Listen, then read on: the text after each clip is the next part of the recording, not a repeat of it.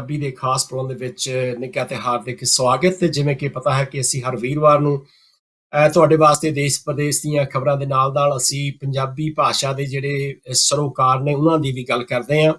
ਔਰ ਪਿਛਲੇ ਹਫਤੇ ਵੀ ਅਸੀਂ ਇਸੇ ਹੀ ਦਿਨ ਵੀਰਵਾਰ ਵਾਲੇ ਦਿਨ ਪੰਜਾਬ ਤੋਂ ਗੱਲਬਾਤ ਕੀਤੀ ਸੀ ਕਿ ਪੰਜਾਬੀ ਦੇ ਸੰਬੰਧ ਵਿੱਚ ਪੰਜਾਬ ਦੇ ਵਿੱਚ ਕਿਹੜੀਆਂ ਸਰਗਰਮੀਆਂ ਹੋ ਰਹੀਆਂ। ਇਹਦੇ ਵਿੱਚ ਕੋਈ ਸ਼ੱਕ ਨਹੀਂ, ਮੇਰੇ ਖਿਆਲ ਅੱਜ ਦਾ ਜਿਹੜਾ ਸੋਸ਼ਲ ਮੀਡੀਆ ਹੈ ਉਹ ਸਾਰੀ ਦੁਨੀਆ ਨੂੰ ਇੱਕ ਕੜੀ ਦੇ ਵਿੱਚ ਜੋੜਨ ਦਾ ਪੂਰਾ ਯਤਨ ਕਰ ਰਿਹਾ ਹੈ। ਉਹਦੇ ਵਿੱਚ ਸਾਰੀਆਂ ਜਿਹੜੀਆਂ ਜਾਣਕਾਰੀ ਹੈ ਸਾਨੂੰ ਮਿਲਦੀ ਰਹਿੰਦੀ ਹੈ ਪੰਜਾਬ ਤੋਂ, ਕਿ ਕਿੱਥੇ ਪੰਜਾਬ ਦੇ ਵਿੱਚ ਕੀ ਹੋ ਰਿਹਾ ਹੈ, ਕਿਹੜੇ ਵਿਸ਼ੇ ਨੂੰ ਲੈ ਕੇ ਕੀ ਹੋ ਰਿਹਾ ਹੈ।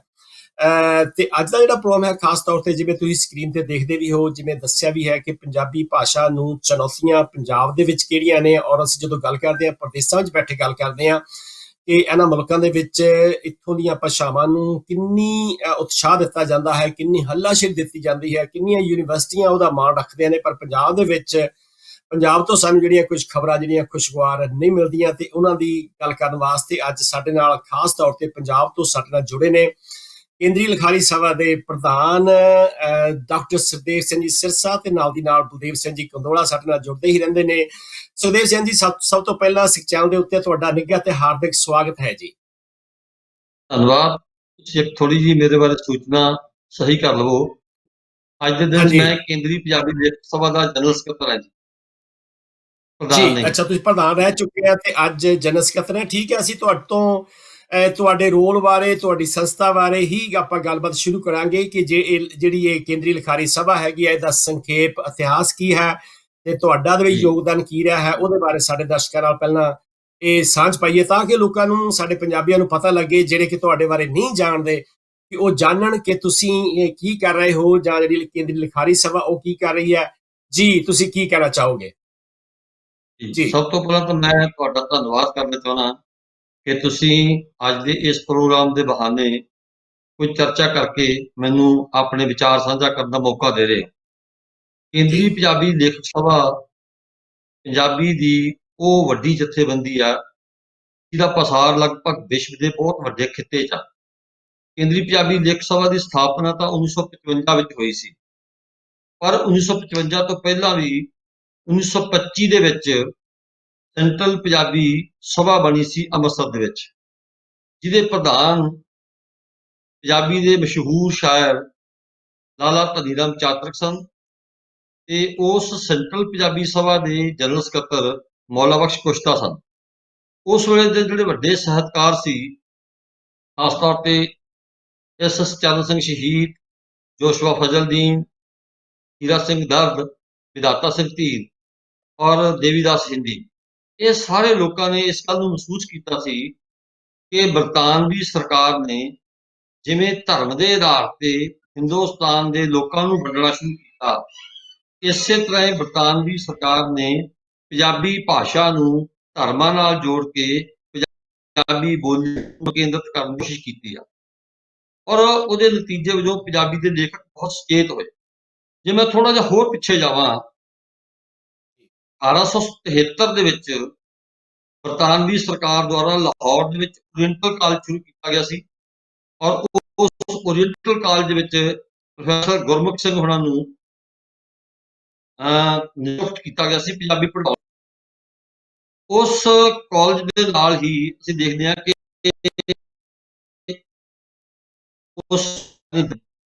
ਇਹ ਉਦੋਂ ਪਹਿਲੀ ਵਾਰ ਸੀਗਾ ਕਿ ਪੰਜਾਬੀ ਭਾਸ਼ਾ ਨੂੰ ਪੰਜਾਬ ਦੇ ਵਿੱਚ ਗਿਆਨ ਦਾ ਤੇ ਸਿੱਖਿਆ ਦਾ ਸਾਧਨ ਬਣਾਇਆ ਗਿਆ।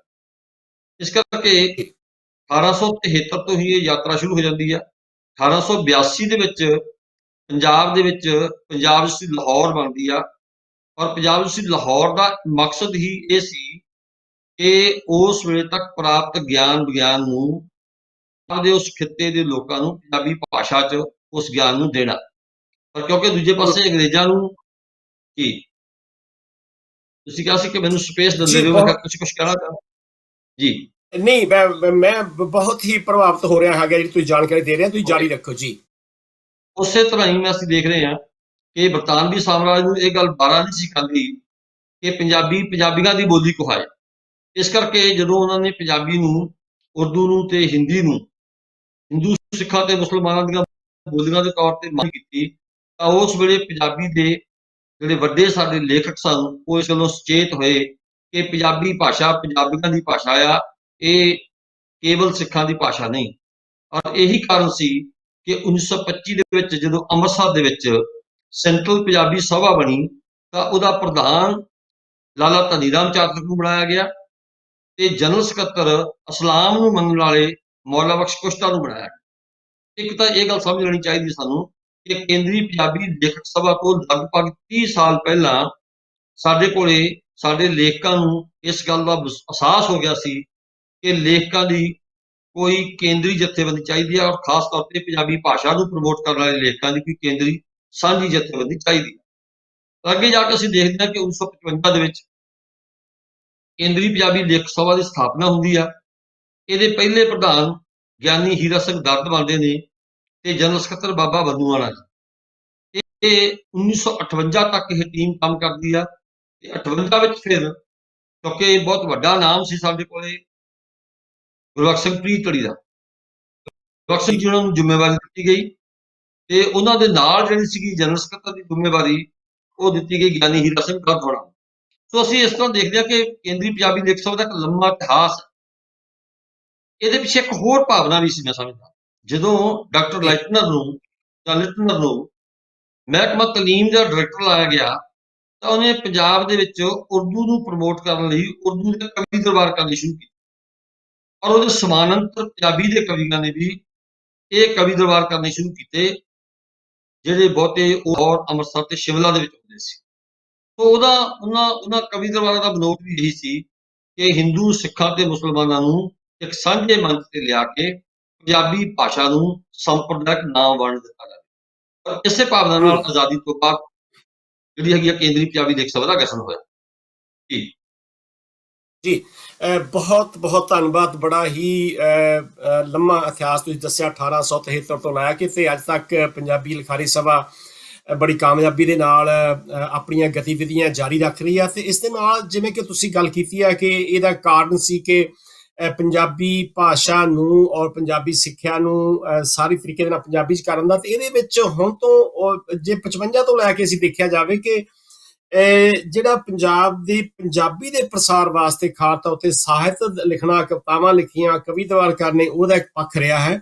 ਪਰ ਖਾਸ ਤੌਰ ਤੇ ਪੰਜਾਬੀ ਭਾਸ਼ਾ ਦੇ ਪ੍ਰਸਾਰ ਵਾਸਤੇ ਕੀ ਕੀਤਾ ਗਿਆ, ਉਹਦੇ ਵਿੱਚ ਅਸੀਂ ਦੇਖਦੇ ਹਾਂ ਕਿ ਮੇਰੇ ਖਿਆਲ 1962 ਦੇ ਵਿੱਚ ਜਦੋਂ ਪੰਜਾਬੀ ਯੂਨੀਵਰਸਿਟੀ ਬਣੀ ਹੋਵੇਗੀ, ਉਹਦੇ ਵਿੱਚ ਵੀ ਇਸ ਦਾ ਕੋਈ ਯੋਗਦਾਨ ਹੋਵੇਗਾ। ਜੀ ਜੀ ਜੀ ਅਸਲ 'ਚ ਇਹ ਸੀ ਕਿ ਜਦੋਂ ਦੇਸ਼ ਆਜ਼ਾਦ ਹੋਇਆ ਤੇ ਇਸ ਦੇਸ਼ ਦੇ ਸੰਵਿਧਾਨ ਦੇ ਘਾੜਿਆਂ ਨੇ ਤੇ ਪੰਡਿਤ ਜਵਾਹਰ ਲਾਲ ਨਹਿਰੂ ਨੇ ਇਸ ਗੱਲ ਨੂੰ ਮਹਿਸੂਸ ਕੀਤਾ ਸੀ ਕਿ ਇੰਨੀਆਂ ਵੱਖਰਤਾਵਾਂ ਵਾਲੇ ਦੇਸ਼ ਨੂੰ, ਪਰ ਇੰਨੇ ਵਿਸ਼ਾਲ ਖਿੱਤੇ ਨੂੰ, ਜਿਹਦੇ 'ਚ ਵੱਖ-ਵੱਖ ਭਾਸ਼ਾਵਾਂ ਨੇ, ਲਗਭਗ ਅੱਜ ਵੀ ਜਿਹੜੀਆਂ ਸਾਡੇ ਕੋਲ 1658 ਦੇ ਆਸ-ਪਾਸ ਭਾਸ਼ਾਵਾਂ ਨੇ ਜਿਹੜੀਆਂ ਹਿੰਦੁਸਤਾਨ 'ਚ ਬੋਲੀਆਂ ਜਾਂਦੀਆਂ।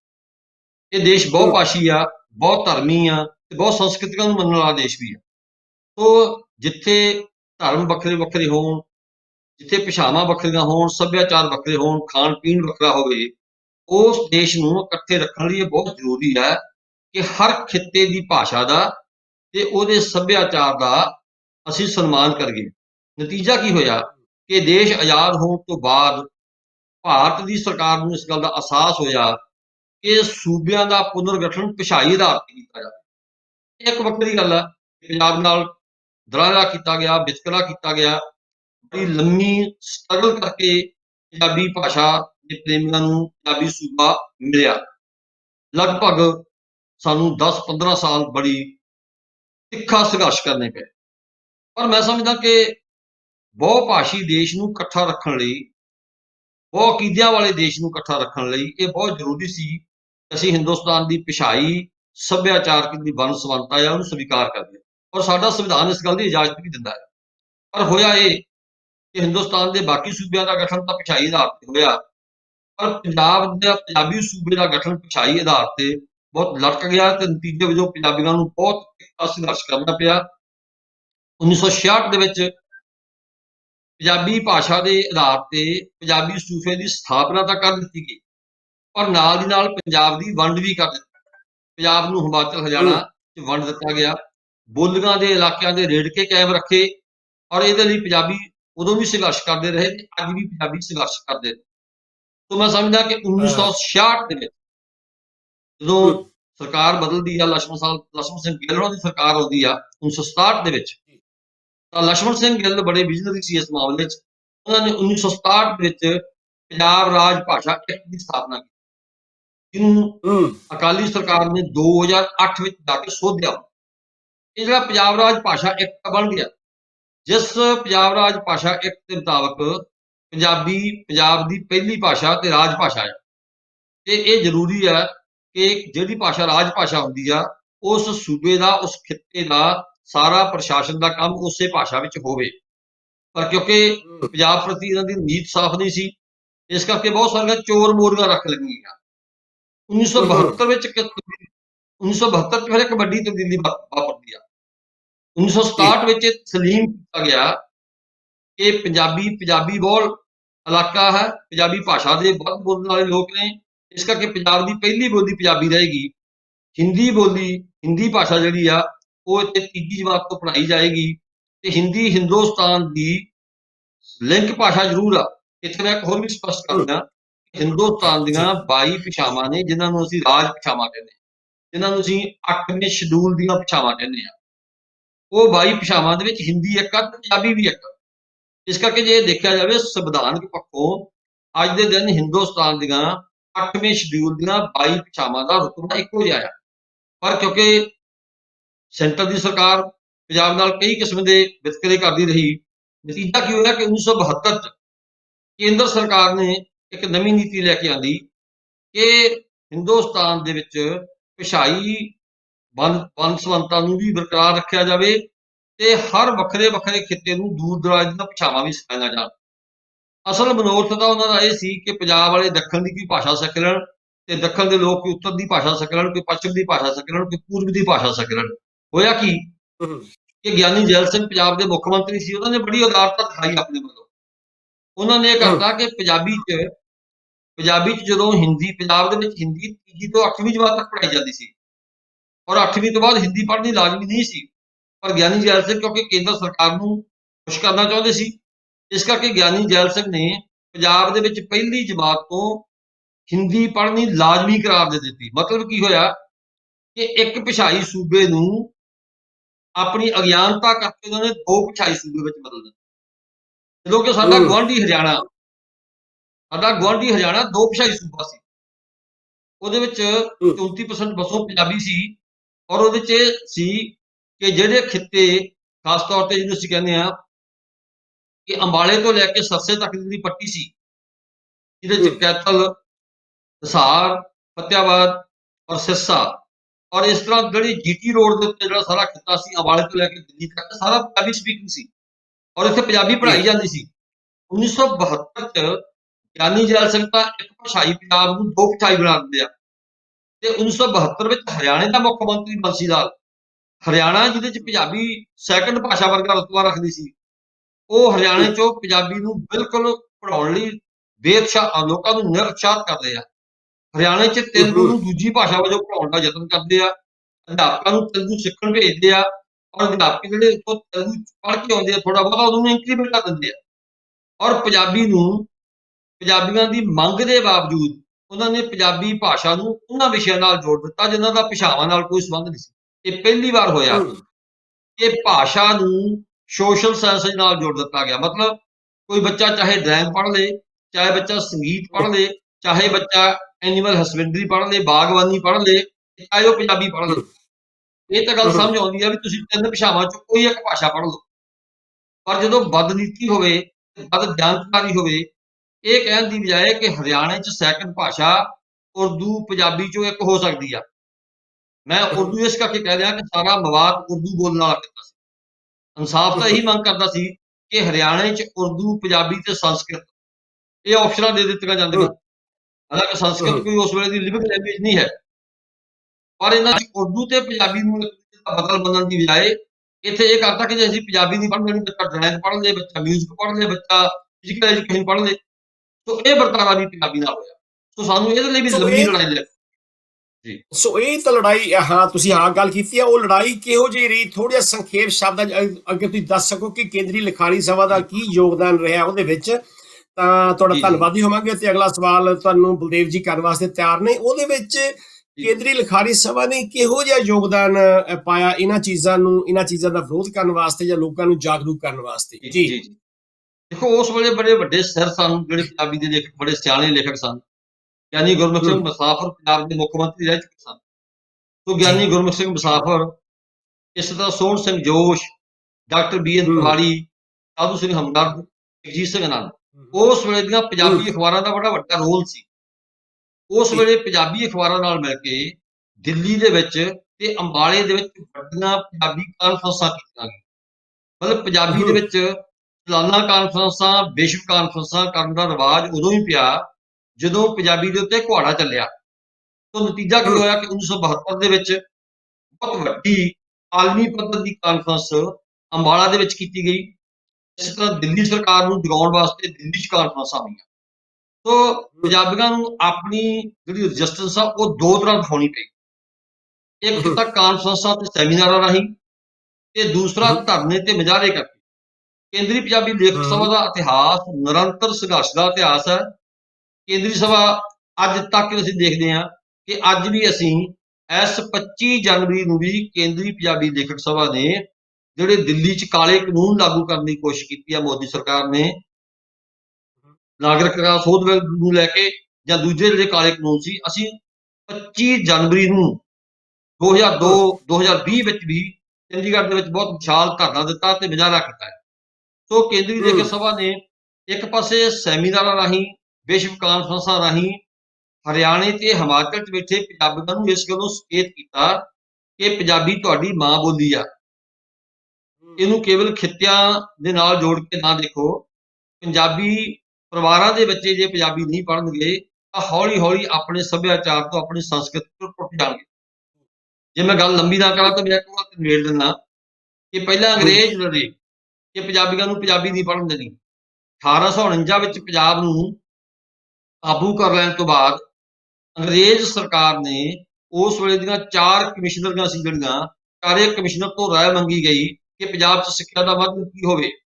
3 ਕਮਿਸ਼ਨਰਜ਼ ਨੇ ਇਹ ਰਾਏ ਦਿੱਤੀ ਕਿ ਪੰਜਾਬ 'ਚ ਸਿੱਖਿਆ ਦਾ ਮਾਧਿਅਮ ਪੰਜਾਬੀ ਹੋਵੇ, ਪਰ ਇੱਕ ਕਮਿਸ਼ਨਰ ਦੇ ਕਹਿਣ ਤੇ ਬਰਤਾਨਵੀ ਸਰਕਾਰ ਨੇ ਪੰਜਾਬ 'ਚ ਸਿੱਖਿਆ ਦਾ ਮਾਧਿਅਮ ਉਰਦੂ ਨੂੰ ਕੀਤਾ, ਕਿਉਂਕਿ ਪੰਜਾਬੀ ਪੜ੍ਹਨਗੇ, ਆਪਣਾ ਇਤਿਹਾਸ ਜਾਣਨਗੇ ਤਾਂ ਇਹ ਬਗਾਵਤਾਂ ਕਰਨਗੇ, ਸਰਕਾਰ ਨੂੰ ਸਵੀਕਾਰ ਨਹੀਂ ਕਰਨਗੇ। 1849 ਦੇ ਆਸ-ਪਾਸ ਅੰਗਰੇਜ਼ ਸਰਕਾਰ ਨੇ ਸਾਨੂੰ ਆਪਣੇ ਕਲਚਰ ਤੋਂ, ਸਾਡੀਆਂ ਜੜ੍ਹਾਂ ਤੋਂ ਤੋੜਿਆ ਤੇ 1966 ਵਿੱਚ ਜਾ ਕੇ ਸਾਡੀ ਕੇਂਦਰ ਸਰਕਾਰ ਨੇ ਪੰਜਾਬੀਆਂ ਨੂੰ, ਖਾਸ ਤੌਰ ਤੇ ਹਿਮਾਚਲ 'ਚ ਬੈਠੇ ਪੰਜਾਬੀਆਂ ਨੂੰ, ਹਰਿਆਣੇ 'ਚ ਬੈਠੇ ਪੰਜਾਬੀਆਂ ਨੂੰ ਤੇ ਜਿਹੜਾ ਹੈਗਾ ਉੱਤਰ ਪ੍ਰਦੇਸ਼ ਤਰਾਈ ਦੇ ਖਿੱਤੇ 'ਚ ਬੈਠੇ ਪੰਜਾਬੀਆਂ ਨੂੰ, ਇਹਨਾਂ ਦੀ ਜੜ੍ਹਾਂ ਨਾਲੋਂ ਇਸ ਕਰਕੇ ਕੱਟਣ ਦੀ ਕੋਸ਼ਿਸ਼ ਕੀਤੀ ਕਿ ਪੰਜਾਬੀਆਂ ਦੀ ਜਿਹੜੀ ਬਗਾਵਤ ਦੀ ਸੁਰ ਇਹਨੂੰ ਪਾਇਆ ਜਾਵੇ। ਬਹੁਤ ਬਹੁਤ ਧੰਨਵਾਦ। ਤੁਸੀਂ ਬੜਾ ਹੀ ਮੇਰੇ ਖਿਆਲ ਵਿਸਥਾਰ ਦੇ ਵਿੱਚ ਜਿਹੜਾ ਕਿ ਲੰਮਾ ਇਤਿਹਾਸ ਹੈ ਉਹਦੇ ਵਿੱਚ ਕਿਹੜੇ ਲੋਕਾਂ ਨੇ ਯੋਗਦਾਨ ਪਾਇਆ, ਤੇ ਨਾਲ ਦੀ ਨਾਲ ਅਸੀਂ ਇੱਕ ਗੱਲ ਸ਼ਾਇਦ ਨਾਮ ਰਹਿ ਗਿਆ ਸੀ ਮਹਿੰਦਰ ਸਿੰਘ ਰੰਧਾਵਾ ਜੀ ਦਾ, ਉਹਨਾਂ ਦਾ ਵੀ ਪੰਜਾਬੀ ਨੂੰ ਕਾਫੀ ਯੋਗਦਾਨ ਰਿਹਾ ਹੋਵੇਗਾ ਪੰਜਾਬ ਦੇ ਵਿੱਚ। ਮੈਂ ਨਾਮ ਤਾਂ ਭੁੱਲ ਗਿਆ, ਦੇਖੋ ਸਾਧੂ ਸਿੰਘ ਹਮਦਰਦ ਨੇ ਤੇ ਡਾਕਟਰ ਹਰਚਰਨ ਸਿੰਘ ਨੇ। ਹਾਂ, ਅਸੀਂ ਦੂਰ ਬੈਠੇ ਯਾਦ ਕਰਦੇ ਹਾਂ ਕਿ ਉਹਨਾਂ ਨੂੰ ਅਸੀਂ ਸਲਾਮ ਕਰਦੇ ਹਾਂ ਜਿਨ੍ਹਾਂ ਨੇ ਪੰਜਾਬੀ ਵਾਸਤੇ ਏਡਾ ਵੱਡਾ ਯੋਗਦਾਨ ਪਾਇਆ, ਔਰ ਕਿਹਨਾਂ ਲੋਕਾਂ ਨੇ ਕੇਂਦਰ ਨੂੰ ਖੁਸ਼ ਕਰਨ ਵਾਸਤੇ ਕੀ ਕਾਰਨ ਸੀਗੇ ਕਿ ਪੰਜਾਬੀ, ਅਸੀਂ ਅੰਗਰੇਜ਼ਾਂ ਨੂੰ ਦੋਸ਼ ਦੇ ਰਹੇ ਹੈਗੇ ਹਾਂ, ਪ੍ਰਵਾਸੀ ਜਿਹੜੀਆਂ ਸਰਕਾਰਾਂ ਆਈਆਂ ਉੱਥੇ ਪੰਜਾਬ ਦੇ ਵਿੱਚ ਉਹਨਾਂ ਨੂੰ ਦੋਸ਼ ਦੇ ਰਹੇ ਆ, ਪਰ ਆਪਣਿਆਂ ਨੇ ਆਜ਼ਾਦੀ ਤੋਂ ਬਾਅਦ ਪੰਜਾਬੀ ਵਾਸਤੇ ਕੀ ਕੀਤਾ ਉਹਦੇ ਬਾਰੇ ਗੱਲ ਕਰਾਂਗੇ। ਤੇ ਬਲਦੇਵ ਜੀ ਨੂੰ ਮੈਂ ਬੇਨਤੀ ਕਰਾਂਗਾ ਕਿ ਉਹ ਵੀ ਸਿਰਸਾ ਸਾਹਿਬ ਨੂੰ ਜਿਹੜਾ ਆਪਣਾ ਕੋਈ ਉਹਨਾਂ ਦੇ ਮਨ ਵਿੱਚ ਕੋਈ ਸਵਾਲ ਆ ਰਿਹਾ ਹੋਵੇ ਪੁੱਛਣ। ਜੀ ਬਲਦੇਵ ਜੀ। ਹਾਂਜੀ ਸਿਰਸਾ ਸਾਹਿਬ ਜੀ, ਸਤਿ ਸ੍ਰੀ ਅਕਾਲ, ਔਰ ਤੁਹਾਡਾ ਸਿੱਖ ਚੈਨਲ ਤੇ ਬੜਾ ਆਉਣ ਦਾ ਧੰਨਵਾਦ। ਨਾ ਤੁਸੀਂ ਕੇਂਦਰੀ ਲਿਖਾਰੀ ਸਭਾ ਦਾ ਜਿਹੜਾ ਇਤਿਹਾਸ ਆ ਉਹਨੂੰ ਸੰਖੇਪ ਤੌਰ ਤੇ ਦੱਸਿਆ ਕਿ ਕਾਫੀ ਪੁਰਾਣਾ ਆ, ਕਿ 1875 ਤੇ 73 ਦੀ ਤੱਕ ਪਿੱਛੇ ਜਾਂਦਾ ਹੈਗਾ। ਲੇਕਿਨ ਜੇ ਆਪਾਂ ਦੇਖੀਏ ਕਿ ਆਜ਼ਾਦੀ ਤੋਂ ਬਾਅਦ ਜਦੋਂ ਪੰਜਾਬੀ ਨੂੰ ਇੰਨੀ ਪ੍ਰਫੁੱਲਤਾ ਲਈ ਆਪਸ਼ਨਸ ਦਿੱਤੀਆਂ ਗਈਆਂ ਜਾਂ ਜਰੀਏ ਦਿੱਤੇ ਗਏ ਆ, ਹੁਣ ਪਿਛਲੇ 17 ਸਾਲਾਂ ਦੇ ਵਿੱਚ ਤੁਸੀਂ ਇੱਕ ਇਹ ਦੱਸਿਆ ਸਾਨੂੰ ਕਿ ਵਿਸ਼ੇ ਦੇ ਤੌਰ ਤੇ ਪੰਜਾਬੀ ਭਾਸ਼ਾ ਜਿਹੜੀ ਆ ਉਹਨੂੰ ਪੜ੍ਹਨ ਤੇ ਜ਼ੋਰ ਦਿੱਤਾ ਗਿਆ। ਲੇਕਿਨ ਜਦੋਂ ਆਪਾਂ ਦੇਖਦੇ ਹਾਂ ਕਿ ਹਿੰਦੁਸਤਾਨ ਦਾ ਜਾਂ ਪੰਜਾਬ ਦਾ ਜਿਹੜਾ ਸਿੱਖਿਆ ਤੰਤਰ ਹੈਗਾ, ਉਹਦੇ ਵਿੱਚ ਜਿਹੜੀ ਪੜ੍ਹਾਈ ਹੈਗੀ ਆ ਸਕੂਲਾਂ ਦੀ, ਕਾਲਜਾਂ ਦੀ, ਦੂਸਰੇ ਪ੍ਰਾਈਵੇਟ ਸਕੂਲ ਹੈਗੇ, ਯੂਨੀਵਰਸਿਟੀਆਂ ਦੀ, ਉਹ ਸਾਰੀ ਦੀ ਸਾਰੀ ਜਿਹੜੀ ਆ ਉਹ ਅੰਗਰੇਜ਼ੀ ਚ ਹੁੰਦੀ ਆ।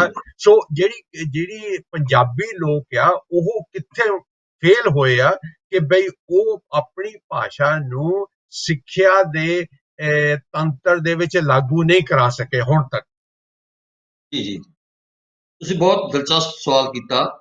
ਇਸ ਸਵਾਲ ਦੇ ਬਹੁਤ ਸਾਰੇ ਪਸਾਰ ਨੇ, ਖਾਸ ਤੌਰ ਤੇ ਰਾਜਨੀਤਿਕ ਪਸਾਰ ਵੀ ਨੇ ਤੇ ਪੰਜਾਬੀਆਂ ਦੀ ਮਾਨਸਿਕਤਾ ਨਾਲ ਜੁੜੇ ਸਵਾਲ ਵੀ। ਕੁਝ ਕੁ ਨਾਮ ਮੈਂ ਹੋਰ ਵੀ ਭੁੱਲ ਗਿਆ, ਉਹਨੂੰ ਯਾਦ ਕਰ ਲਵਾਂ, ਮੇਰਾ ਫਰਜ਼ ਬਣਦਾ। ਪ੍ਰੋਫੈਸਰ ਪ੍ਰੀਤਮ ਸਿੰਘ ਪੰਜਾਬ ਦੇ ਬੜੇ ਵੱਡੇ ਵਿਦਵਾਨ ਸਨ। S Randhawa, Sant Singh Sekhon, principal Sajan Singh, doctor Harcharan Singh, professor Mohan Singh, Kulwant Singh Virk. Kulwant Singh Virk 3 ਟਰਮਾਂ ਜਨਰਲ ਸਕੱਤਰ ਰਹੇ ਸਾਡੇ। ਇਸ ਤਰ੍ਹਾਂ ਅਸੀਂ ਦੇਖਦੇ ਹਾਂ ਕਿ ਬਾਬਾ ਗੁਰਬਖਸ਼ ਸਿੰਘ ਪੰਨੂਆਣਾ ਜਿਹੜੇ ਮੁੱਢਲੇ ਤੌਰ ਤੇ ਜਨਰਲ ਸਕੱਤਰ ਬਣੀ ਸੀ। ਬਹੁਤ ਸਾਰੇ ਲੋਕ ਜੁੜੇ ਹੋਏ ਨੇ, ਮੈਂ ਉਸ ਵਿਸਥਾਰ ਨਹੀਂ ਜਾਂਦਾ। ਦੂਸਰੀ ਗੱਲ ਇਹ ਹੈ ਕਿ 1947 ਤੋਂ ਬਾਅਦ ਹੋਣਾ ਤਾਂ ਇਹ ਚਾਹੀਦਾ ਸੀ ਕਿ ਜਦੋਂ ਤੁਸੀਂ ਭਾਸ਼ਾਈ ਆਧਾਰ ਤੇ ਸੂਬੇ ਬਣਾਏ ਤਾਂ ਪੰਜਾਬ ਨੂੰ ਵੀ 1950 ਦੇ ਆਸ-ਪਾਸ ਹੀ ਭਾਸ਼ਾਈ ਆਧਾਰ ਤੇ ਵੱਖਰਾ ਸੂਬਾ ਬਣਾ ਦੇਣਾ ਚਾਹੀਦਾ ਸੀ। ਨਾ ਰੇੜਕਾ ਇਹਨਾਂ ਦੇ ਖਿੱਤਿਆਂ ਦਾ, ਇਲਾਕਿਆਂ ਦੀ ਵੰਡ ਦਾ ਰੱਖਣਾ ਚਾਹੀਦਾ ਸੀ। ਪਰ ਜਦੋਂ ਸਰਕਾਰਾਂ ਦੀ ਰਾਜਨੀਤੀ ਹੋਵੇ ਤਾਂ ਉਦੋਂ ਬਹੁਤ ਸਾਰੇ ਮਸਲੇ ਉਲਝ ਜਾਂਦੇ ਨੇ।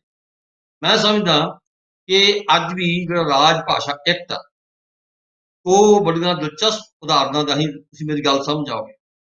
ਨਵੰਬਰ ਦੇ ਵਿੱਚ ਪੰਜਾਬ ਵਿਧਾਨ ਸਭਾ ਦੇ ਵਿੱਚ ਸਾਰੀਆਂ ਸਿਆਸੀ ਪਾਰਟੀਆਂ, ਜਦੋਂ ਅਸੀਂ ਗੁਰੂ ਨਾਨਕ ਦੇਵ ਜੀ ਦਾ 550ਵਾਂ ਜਨਮ ਸਾਲ ਮਨਾਉਣ ਲੱਗਦੇ ਆ ਤਾਂ ਪੰਜਾਬ ਦੀ ਸਮੁੱਚੀ ਵਿਧਾਨ ਸਭਾ ਇੱਕਮਤ ਹੋ ਕੇ ਮਤਾ ਪਾਸ ਕਰਦੀ ਆ ਕਿ ਪੰਜਾਬ 'ਚ ਸਾਰਾ ਕੰਮ ਪੰਜਾਬੀ 'ਚ ਹੋਏਗਾ। ਔਰ ਸਾਰੀਆਂ ਸਿਆਸੀ ਪਾਰਟੀਆਂ ਇੱਕ ਦੂਜੇ ਦਾ ਸਾਥ ਦਿੰਦੀਆਂ, ਕਿਉਂਕਿ ਵੋਟਾਂ ਟੁੱਟਣ ਤੋਂ ਡਰ ਲੱਗਦਾ ਸੀ। ਔਰ ਅੱਜ ਕੀ ਹੋ ਰਿਹਾ? ਅਜੇ 7 ਮਹੀਨੇ ਬੀਤੇ ਨੇ, ਸਾਡੀ ਸਰਕਾਰ ਭੁੱਲ ਗਈ ਅਸੀਂ ਵਿਧਾਨ ਸਭਾ ਦੇ ਵਿੱਚ ਮਤਾ ਪਾਸ ਕੀਤਾ। ਔਰ ਦੂਜੀ ਗੱਲ ਕਿ ਅਸੀਂ 1967 ਦੇ ਵਿੱਚ 2008 ਦੇ ਵਿੱਚ ਐਕਟ ਬਣਾ ਵੀ ਲਿਆ, ਸੋਧ ਵੀ ਲਿਆ, ਸਾਡੀ ਸਰਕਾਰ ਉਹਨੂੰ ਵੀ ਭੁੱਲ ਗਈ। ਦੁਨੀਆ ਭਰ ਦੇ ਭਾਸ਼ਾ ਮਾਹਰ ਤੇ ਦੁਨੀਆ ਭਰ ਦੇ ਸਿੱਖਿਆ ਸ਼ਾਸਤਰੀ ਇਹ ਕਹਿੰਦੇ ਆ ਕਿ ਬੱਚੇ ਦੀ ਜਿਹੜੀ ਮੁੱਢਲੀ ਤਾਲੀਮ ਹੈ ਉਹਦੀ ਮਾਂ ਬੋਲੀ 'ਚ ਹੋਣੀ ਚਾਹੀਦੀ। ਸਾਡੇ ਕੋਲ ਮਾਰਜਿਆਨਾ ਰਿਪੋਰਟ ਹੈ, ਸਾਡੇ ਕੋਲ ਯੂਨੈਸਕੋ ਦੀਆਂ ਰਿਪੋਰਟਸ ਨੇ, ਸਾਡੇ ਕੋਲ ਭਾਸ਼ਾਈ ਮਾਹਰਾਂ ਦੀਆਂ ਬਹੁਤ ਸਾਰੀਆਂ ਕਮੇਟੀਆਂ ਦੀਆਂ ਰਿਪੋਰਟਸ ਨੇ, ਜਿਹੜੇ ਇਹ ਕਹਿੰਦੇ ਆ ਕਿ ਪ੍ਰਾਇਮਰੀ ਸਿੱਖਿਆ ਤਾਂ ਹੋਣੀ ਹੀ ਬੱਚੇ ਦੀ ਮਾਂ ਬੋਲੀ ਵਿੱਚ ਚਾਹੀਦੀ ਹੈ। ਤੇ ਸਾਡੀ ਸਰਕਾਰ ਨੇ ਜਿਹੜਾ ਤਾਜ਼ਾ ਹੁਕਮ ਜਾਰੀ ਕੀਤਾ, ਜੇ ਮੈਂ ਇਹ ਕਹਿ ਲਵਾਂ ਕਿ ਜਿਹੜਾ ਸਾਡੇ IAS ਅਫਸਰਾਂ ਦੇ ਕਹਿਣ ਤੇ ਸਾਡੇ ਸਿੱਖਿਆ ਮਹਿਕਮੇ ਦੇ ਵਜ਼ੀਰ ਨੇ, ਸਾਡੇ ਸਿੱਖਿਆ ਮੰਤਰੀ ਨੇ ਜਿਹੜਾ ਨਵਾਂ ਤੁਗਲਕੀ ਫਰਮਾਨ ਜਾਰੀ ਕੀਤਾ ਆ, ਉਹ ਇਹ ਆ ਕਿ ਇਸ ਸਾਲ ਤੋਂ ਅਧਿਆਪਕਾਂ ਨੂੰ ਕਿਹਾ ਗਿਆ ਕਿ ਤੁਸੀਂ ਬੱਚਿਆਂ ਨੂੰ ਮੋਟੀਵੇਟ ਕਰੋ ਕਿ ਉਹ ਪਹਿਲੀ ਜਮਾਤ ਵਿੱਚੋਂ ਹਿਸਾਬ ਅੰਗਰੇਜ਼ੀ ਮਾਧਿਅਮ ਵਿੱਚ ਪੜ੍ਹਨਾ ਸ਼ੁਰੂ ਕਰਨ। ਅਸਲ 'ਚ ਇਹ ਸਾਡੇ ਪੈਂਸਲੀਨ ਲਾ ਕੇ ਦੇਖਣਾ ਚਾਹੁੰਦੇ ਆ। ਸਰਕਾਰ ਇਹ ਚਾਹੁੰਦੀ ਆ ਕਿ ਦੇਖੋ ਲੇਖਕ ਤੇ ਲੋਕ ਕਿੰਨਾ ਕੁ ਰਜਿਸਟ ਕਰਦੇ ਆ। ਇਸ ਕਰਕੇ ਇਹਨਾਂ ਨੇ ਇੱਕ ਮਤਾ ਪਾਸ ਕੀਤਾ, ਜਾਂ ਇਹ ਕਹਿੰਦੇ ਇੱਕ ਫਰਮਾਨ ਪਾਸ ਕੀਤਾ ਸਿੱਖਿਆ ਮਹਿਕਮੇ ਨੇ। ਵੈਸੇ ਸਿੱਖਿਆ ਵਿਭਾਗ ਸਭ ਤੋਂ ਵੱਧ ਸਿੱਖਿਅਤ ਹੋਣਾ ਚਾਹੀਦਾ, ਇੱਥੇ ਇਸ ਤੋਂ ਉਲਟ ਆ ਕਿ ਸਾਡਾ ਸਿੱਖਿਅਕ ਵਿਭਾਗ ਜਿਹੜਾ ਹੈਗਾ, ਸਿੱਖਿਆ ਦਾ ਵਿਭਾਗ, ਉਹ ਬਿਲਕੁਲ ਵਿਗਿਆਨਕ ਧਾਰਨਾ ਤੇ ਅੰਧ ਵਿਸ਼ਵਾਸਾਂ ਨੂੰ ਮੰਨਣ ਵਾਲਾ ਆ। ਤੇ ਉਹ ਇਹ ਕਹਿ ਰਹੇ ਨੇ ਕਿ ਸਿੱਖਿਆ ਬੱਚੇ ਦੀ ਮਾਂ ਬੋਲੀ 'ਚ ਨਹੀਂ ਦੇਣੀ, ਉਹਨੂੰ ਅੰਗਰੇਜ਼ੀ ਭਾਸ਼ਾ ਵਿੱਚ ਦੇਣੀ। ਅਸਲ 'ਚ ਇਹਨਾਂ ਦਾ ਮਕਸਦ ਕੀ ਆ? ਕੈਪਟਨ ਅਮਰਿੰਦਰ ਸਿੰਘ ਬਾਰ-ਬਾਰ ਇਹ ਗੱਲ ਕਹਿ ਰਹੇ ਨੇ ਕਿ ਅੰਗਰੇਜ਼ੀ ਬਿਨਾਂ ਗੁਜ਼ਾਰਾ ਨਹੀਂ। ਅਸੀਂ ਇਸ ਗੱਲ ਤੇ ਉਹਨਾਂ ਨਾਲ ਮਤਭੇਦ ਨਹੀਂ ਰੱਖਦੇ। ਭਾਸ਼ਾਵਾਂ, ਬੰਦੇ ਦੀ ਭਾਸ਼ਾਈ ਸਮਰੱਥਾ ਹੋਣੀ ਚਾਹੀਦੀ ਹੈ, ਸਾਨੂੰ ਇੱਕ ਤੋਂ ਵੱਧ ਭਾਸ਼ਾਵਾਂ ਆਉਣੀਆਂ ਚਾਹੀਦੀਆਂ। ਸਾਡਾ ਅੰਗਰੇਜ਼ੀ ਨਾਲ ਕੋਈ ਵਿਰੋਧ ਨਹੀਂ, ਪਰ ਇਹ ਕਹਿਣਾ ਕਿ ਅੰਗਰੇਜ਼ੀ ਹੀ ਇੱਕੋ ਇੱਕ ਗਿਆਨ ਦੀ ਭਾਸ਼ਾ ਆ, ਰੁਜ਼ਗਾਰ ਦੀ ਭਾਸ਼ਾ ਆ। ਤੁਸੀਂ ਤਾਂ ਬਾਹਰ ਬੈਠੇ ਹੋ, ਮੇਰੇ ਨਾਲ ਵੱਧ ਸਟੇ ਤੋਂ ਇਹਨਾਂ ਮਾਮਲਿਆਂ 'ਚ ਤੁਸੀਂ ਵੱਧ ਕਦੋੜਾ ਸਾਹਿਬ ਬੈਠੇ ਨੇ, ਬੜਾ ਵੱਡਾ ਕੰਮ ਹੈ ਇਹਨਾਂ ਦਾ। ਦੁਨੀਆ ਦੇ 8% ਤੋਂ ਵੀ ਘੱਟ ਲੋਕ ਨੇ ਜਿਹੜੇ ਅੰਗਰੇਜ਼ੀ ਬੋਲਦੇ, ਪੜ੍ਹਦੇ, ਲਿਖਦੇ ਜਾਂ ਸਮਝਦੇ ਨੇ। ਬਾਕੀ 92% ਅੰਗਰੇਜ਼ੀ ਤੋਂ ਬਿਨਾਂ ਗੁਜ਼ਾਰਾ ਕਰ ਰਹੇ ਨੇ। ਔਰ ਸਾਇੰਸ ਤੇ ਟੈਕਨੋਲੋਜੀ ਦੇ ਵਿੱਚ, ਖਾਸ ਤੌਰ ਤੇ ਸਪੇਸ ਟੈਕਨੋਲੋਜੀ ਦੇ ਵਿੱਚ, ਰੂਸ ਜਾਂ ਜਾਪਾਨ ਵਰਗੇ ਜਾਂ ਜਰਮਨ ਵਰਗੇ ਉਹਨਾਂ ਲੋਕਾਂ ਨੇ ਵੀ ਤਰੱਕੀ ਕੀਤੀ ਆ ਜਿਹੜੇ ਅੰਗਰੇਜ਼ੀ ਨਹੀਂ ਪੜ੍ਹਦੇ। ਸੋ ਇੱਕ ਤਾਂ ਇਹ ਮਿੱਥ ਬਣ ਚੁੱਕੀ ਆ ਸਾਡੇ IAS ਅਫਸਰਾਂ ਦੇ ਵਿੱਚ, ਸਾਡੀਆਂ ਸਰਕਾਰਾਂ ਦੇ ਵਿੱਚ, ਕਿ ਅੰਗਰੇਜ਼ੀ ਹੀ ਗਿਆਨ ਦੀ ਭਾਸ਼ਾ ਹੈ। ਔਰ ਇਸ ਗੱਲ ਨੂੰ ਇਹਨਾਂ ਨੇ ਲੋਕਾਂ ਦੇ ਮਨਾਂ ਵਿੱਚ ਪਾ ਦਿੱਤਾ।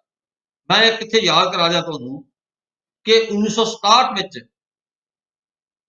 ਲਛਮਣ ਸਿੰਘ ਗਿੱਲ ਨੇ, ਜਿਹੜੇ ਝੂਠ ਚੱਕ ਦੇ ਰਹਿਣ ਵਾਲੇ ਸੀ, ਮੋਗੇ ਜ਼ਿਲ੍ਹੇ ਦੇ ਪਿੰਡ, ਪੰਜਾਬ ਰਾਜ ਭਾਸ਼ਾ ਐਕਟ ਬਣਾ ਕੇ ਪੰਜਾਬ 'ਚ ਹਰ ਕੰਮ ਪੰਜਾਬੀ 'ਚ ਹੋਏਗਾ ਇਹ ਤੈਅ ਕੀਤਾ। ਔਰ ਉਸੇ ਦੇ ਪਿੰਡ ਤੋਂ ਜਥੇਦਾਰ ਤੋਤਾ ਸਿੰਘ 2000 ਦੇ ਆਸ-ਪਾਸ, ਜਦੋਂ ਅਕਾਲੀ ਸਰਕਾਰ ਸੀ, ਤਾਂ ਉਦੋਂ ਮਤਾ ਪਾਸ ਕਰਦੇ ਉੱਥੇ, ਤੇ ਉੱਥੇ ਲਾਗੂ ਕਰਦੇ ਆ ਕਿ ਹੁਣ ਸਿੱਖਿਆ ਦਾ ਮਾਧਿਅਮ ਅੰਗਰੇਜ਼ੀ ਹੋਣਾ ਚਾਹੀਦਾ ਹੈ। ਔਰ ਕਮਾਲ ਦੀ ਗੱਲ ਇਹ ਆ ਕਿ ਸਾਡੇ ਵੱਡੇ ਨਾਮਣੇ ਵਾਲੇ ਬਜ਼ੁਰਗ ਲੇਖਕ ਜਸਵੰਤ ਸਿੰਘ ਕਮਲ ਨੂੰ ਵੀ ਵਰਤਿਆ ਗਿਆ, ਉਸ ਮੰਚ ਤੇ ਵਰਤਿਆ ਗਿਆ। ਸੋ ਮੈਂ ਕਹਿਣਾ ਕੀ ਚਾਹੁੰਦਾ ਕਿ ਜਿਸ ਝੂਠ ਚੱਕ ਦੇ ਜਾਏ ਨੇ ਪੰਜਾਬ ਤੇ ਪੰਜਾਬੀ ਦੀ ਜੜ ਲਾਈ, ਅਕਾਲੀ ਸਰਕਾਰ ਦੇ ਮੰਤਰੀ, ਸਿੱਖਿਆ ਮੰਤਰੀ ਜਥੇਦਾਰ ਤੋਤਾ ਸਿੰਘ ਨੇ, ਔਰ ਪੰਜਾਬ ਦੇ ਕਸਟੋਡੀਅਨ ਹੋਣ ਦਾ ਦਾਅਵਾ ਕਰਦੇ, ਪੰਜਾਬ ਦੇ ਮਾਲਕ ਹੋਣ ਦਾ ਦਾਅਵਾ ਕਰਦੇ ਤੇ ਪੰਜਾਬ ਦੀ ਵਿਰਾਸਤ ਦਾ ਦਾਅਵਾ ਕਰਨ ਵਾਲੇ ਬੰਦਿਆਂ ਨੇ ਪੰਜਾਬ ਦੇ ਵਿੱਚ ਸਿੱਖਿਆ ਦਾ ਮਾਧਿਅਮ ਅੰਗਰੇਜ਼ੀ ਕਰਨ ਦੀ ਕੋਸ਼ਿਸ਼। ਮੈਂ ਇੱਥੇ ਨਾਲ ਇੱਕ ਹੋਰ ਵੀ ਗੱਲ ਕਰ ਰਿਹਾ। ਆਪਾਂ ਨੂੰ ਤੁਹਾਡੀ ਗੱਲਬਾਤ ਤੋਂ ਇਹ ਲੱਗਦਾ ਕਿ ਬਹੁਤ ਸਾਰੀਆਂ ਜਿਹੜੀਆਂ ਜਿੱਦਾਂ ਕਾਨੂੰਨ ਦੀਆਂ ਆਪਾਂ ਚੋਰ ਮੋਰੀਆਂ ਦੀ ਗੱਲ ਕਰਦੇ ਹਾਂ, ਜਿਹੜੀਆਂ ਸਾਡੀਆਂ ਸਮਾਜਿਕ ਚੋਰ ਮੋਰੀਆਂ ਜਾਂ ਰਾਜਨੀਤਿਕ ਚੋਰ ਮੋਰੀਆਂ, ਉਹਦੇ ਵਿੱਚ ਵੀ ਕਈ ਲੋਕ ਨਾਮਵਰ ਦੋਸ਼ੀ ਨੇ, ਜਿਨ੍ਹਾਂ ਦੇ ਵਿੱਚੋਂ ਤੁਸੀਂ ਕਈਆਂ ਦੇ ਨਾਮ ਵੀ ਲਏ ਆ। ਆਪਾਂ ਥੋੜੀ ਗੱਲ ਨੂੰ ਅੱਗੇ ਤੋਰਨਾ ਕਿਉਂਕਿ ਸਮਾਂ ਸਾਡੇ ਕੋਲ ਬੜਾ ਫਿਰ ਸੀਮਿਤ ਜਿਹਾ ਰਹਿ ਜਾਣਾ, ਫਿਰ ਸੋਚਣਾ ਸੀ ਆਹ ਗੱਲਾਂ ਸਾਡੀਆਂ ਰਹਿ ਗਈਆਂ। ਮੈਂ ਹੁਣ ਅਗਲਾ ਜਿਹੜਾ ਸਵਾਲ ਆਪਾਂ ਇਹ ਕਰਾਂਗੇ ਕਿ ਪੰਜਾਬ ਸਰਕਾਰ, ਤੁਸੀਂ ਗੱਲ ਕੀਤੀ ਹੈ ਕਿ ਉਹ ਲੰਮੇ ਸਮੇਂ ਤੋਂ ਯਤਨਸ਼ੀਲ ਰਹੀ ਹੈ, ਜਾਂ ਭਾਸ਼ਾ ਵਿਭਾਗ ਦੀ ਜਦੋਂ ਸਥਾਪਨਾ ਕੀਤੀ, ਤੇ ਹੁਣ ਜਿਹੜੀ ਸਾਨੂੰ ਖਬਰ ਮਿਲੀ ਹੈ ਕਿ ਭਾਸ਼ਾ ਵਿਭਾਗ ਦਾ ਇੱਕ ਨਵਾਂ ਸਲਾਹਕਾਰ ਬੋਰਡ ਬਣਾਇਆ ਗਿਆ, ਜਿਹਦੇ ਵਿੱਚ ਉਰਦੂ ਅਤੇ ਹਿੰਦੀ ਦੇ ਵਿਦਵਾਨ ਵੀ ਸ਼ਾਮਲ ਕੀਤੇ ਗਏ ਆ। ਤੁਹਾਨੂੰ ਇਸ ਸਲਾਹਕਾਰ ਬੋਰਡ ਤੋਂ ਕਿਹੋ ਜਿਹੀਆਂ ਆਸਾਂ ਨੇ, ਉਹਨਾਂ ਦੀ ਕਾਰਗੁਜ਼ਾਰੀ ਕਿਹੋ ਜਿਹੀ ਹੋਵੇਗੀ, ਇਹਦੇ ਬਾਰੇ ਅਸੀਂ ਜਾਣਨਾ ਚਾਹਾਂਗੇ ਤੇ ਸਾਡੇ ਦਰਸ਼ਕ ਵੀ ਜਾਣਨਾ ਚਾਹਣਗੇ। ਜੀ ਦੇਖੋ, ਇੱਕ ਤਾਂ ਮੈਂ ਸਪਸ਼ਟ ਕਰ ਦਿਆਂ, ਭਾਸ਼ਾ ਵਿਭਾਗ ਪੰਜਾਬ ਕੇਵਲ ਪੰਜਾਬੀ ਦੀ ਪ੍ਰਮੋਸ਼ਨ ਵਾਸਤੇ ਬਣਿਆ ਹੋਇਆ ਵਿਭਾਗ ਨਹੀਂ ਹੈ। ਭਾਸ਼ਾ ਵਿਭਾਗ ਪੰਜਾਬ ਨੇ ਹਿੰਦੀ, ਉਰਦੂ, ਸੰਸਕ੍ਰਿਤ ਤੇ ਪੰਜਾਬੀ, ਇਹਨਾਂ ਸਾਰੀਆਂ ਭਾਸ਼ਾਵਾਂ ਦੀ ਪ੍ਰਮੋਸ਼ਨ ਕਰਨੀ ਹੈ। ਇਸ ਕਰਕੇ ਇਹਦੇ ਸਲਾਹਕਾਰ ਬੋਰਡ ਵਿੱਚ ਇਹਨਾਂ ਸਾਰੀਆਂ ਭਾਸ਼ਾਵਾਂ ਦੇ ਹੀ ਲੇਖਕ ਹੁੰਦੇ ਨੇ। ਪਰ ਕਹਿਣਾ ਮੈਂ ਸਿਰਫ ਇਹ ਚਾਹੁੰਦਾ ਕਿ ਭਾਸ਼ਾ ਵਿਭਾਗ ਪੰਜਾਬ ਨੂੰ, ਜਿਹੜਾ ਇੱਕ ਬਹੁਤ ਵੱਡਾ ਅਦਾਰਾ ਸੀ, ਜਿਹਦਾ ਬਹੁਤ ਵੱਡਾ ਇਤਿਹਾਸ ਆ ਤੇ ਜਿਹਨੇ ਬਹੁਤ ਹੀ ਮਹੱਤਵਪੂਰਨ ਸਾਹਿਤ ਛਾਪਿਆ, ਔਰ ਜਿਹਦੇ ਡਾਇਰੈਕਟਰ ਜਿਹੜੇ ਸੀਗੇ ਉਹ ਪੰਜਾਬੀ ਦੇ ਨਾਮਵਰ ਲੇਖਕ ਹੁੰਦੇ ਸੀ, ਹੁਣ ਹੋ ਕੀ ਰਿਹਾ ਕਿ ਭਾਸ਼ਾ ਵਿਭਾਗ ਦੀ ਬਿਲਡਿੰਗ ਢਹਿ ਰਹੀ ਆ, ਭਾਸ਼ਾ ਵਿਭਾਗ ਦੀਆਂ ਪੋਸਟਾਂ ਖਤਮ ਹੋ ਰਹੀਆਂ, ਉਹਨਾਂ ਨੂੰ ਬਜਟ ਨਹੀਂ ਦਿੱਤਾ ਜਾ ਰਿਹਾ, ਤੇ ਬਹੁਤ ਸਾਰੇ ਨਾਜਾਇਜ਼ ਖਰੜੇ ਜਿਨ੍ਹਾਂ ਦੇ ਅਨੁਵਾਦ ਹੋਏ, ਜਿਹੜੇ ਲੱਖਾਂ ਕਰੋੜਾਂ ਰੁਪਈਏ ਦੀ ਜਿਹੜੀ ਪ੍ਰਾਪਰਟੀ ਸਾਡੀ ਕਿਤਾਬਾਂ ਦੀ ਨਹੀਂ ਸੜ ਰਹੀ ਆ। ਸੋ ਭਾਸ਼ਾ ਵਿਭਾਗ ਪੰਜਾਬ ਦੇ ਹੁਣ ਕਿਸੇ ਵੀ ਏਜੰਡੇ ਦੇ ਉੱਤੇ ਨਹੀਂ ਹੈ। ਦੂਸਰੀ ਗੱਲ, ਜਿਹੜੇ ਸਲਾਹਕਾਰ ਬੋਰਡ ਹੁੰਦਾ, ਸਲਾਹਕਾਰ ਬੋਰਡ ਹਮੇਸ਼ਾ ਉਹਨਾਂ ਲੋਕਾਂ ਦਾ ਬਣਾਇਆ ਜਾਂਦਾ ਜਾਂ ਤਾਂ ਉਹ ਬਹੁਤ ਵੱਡੇ ਕੱਦ ਵਾਲੇ ਲੇਖਕ ਹੋਣ ਜਿਨ੍ਹਾਂ ਦੀ ਅਗਵਾਈ ਸਰਕਾਰ ਨੂੰ ਸੱਚੀ ਮੁੱਚੀ ਚਾਹੀਦੀ ਆ, ਤੇ ਜਾਂ ਫਿਰ ਸਰਕਾਰ ਉਹਨਾਂ ਲੋਕਾਂ ਨੂੰ ਵੀ ਉਹਦੇ 'ਚ ਸ਼ਾਮਲ ਕਰਦੀ ਆ ਜਿਨ੍ਹਾਂ ਨੂੰ ਸਰਕਾਰ ਖੁਸ਼ ਕਰਨਾ ਚਾਹੁੰਦੀ ਆ, ਜਿਨ੍ਹਾਂ ਤੋਂ ਸਰਕਾਰ ਆਪਣੀ ਤਰਜ਼ ਦੇ ਫੈਸਲੇ ਲਾਗੂ ਕਰਾਉਣਾ ਚਾਹੁੰਦੀ ਆ, ਤਾਂ ਇਹ ਕਹਿ ਦਈਏ ਕਿ ਸਰਕਾਰ ਆਪਣੇ ਬੰਦਿਆਂ ਨੂੰ ਅਕੋਮੋਡੇਟ ਕਰਦੀ ਹੈ। ਇਹਦੇ 'ਚ ਦੋਨੇ ਕਿਸਮ ਦੇ ਲੋਕ।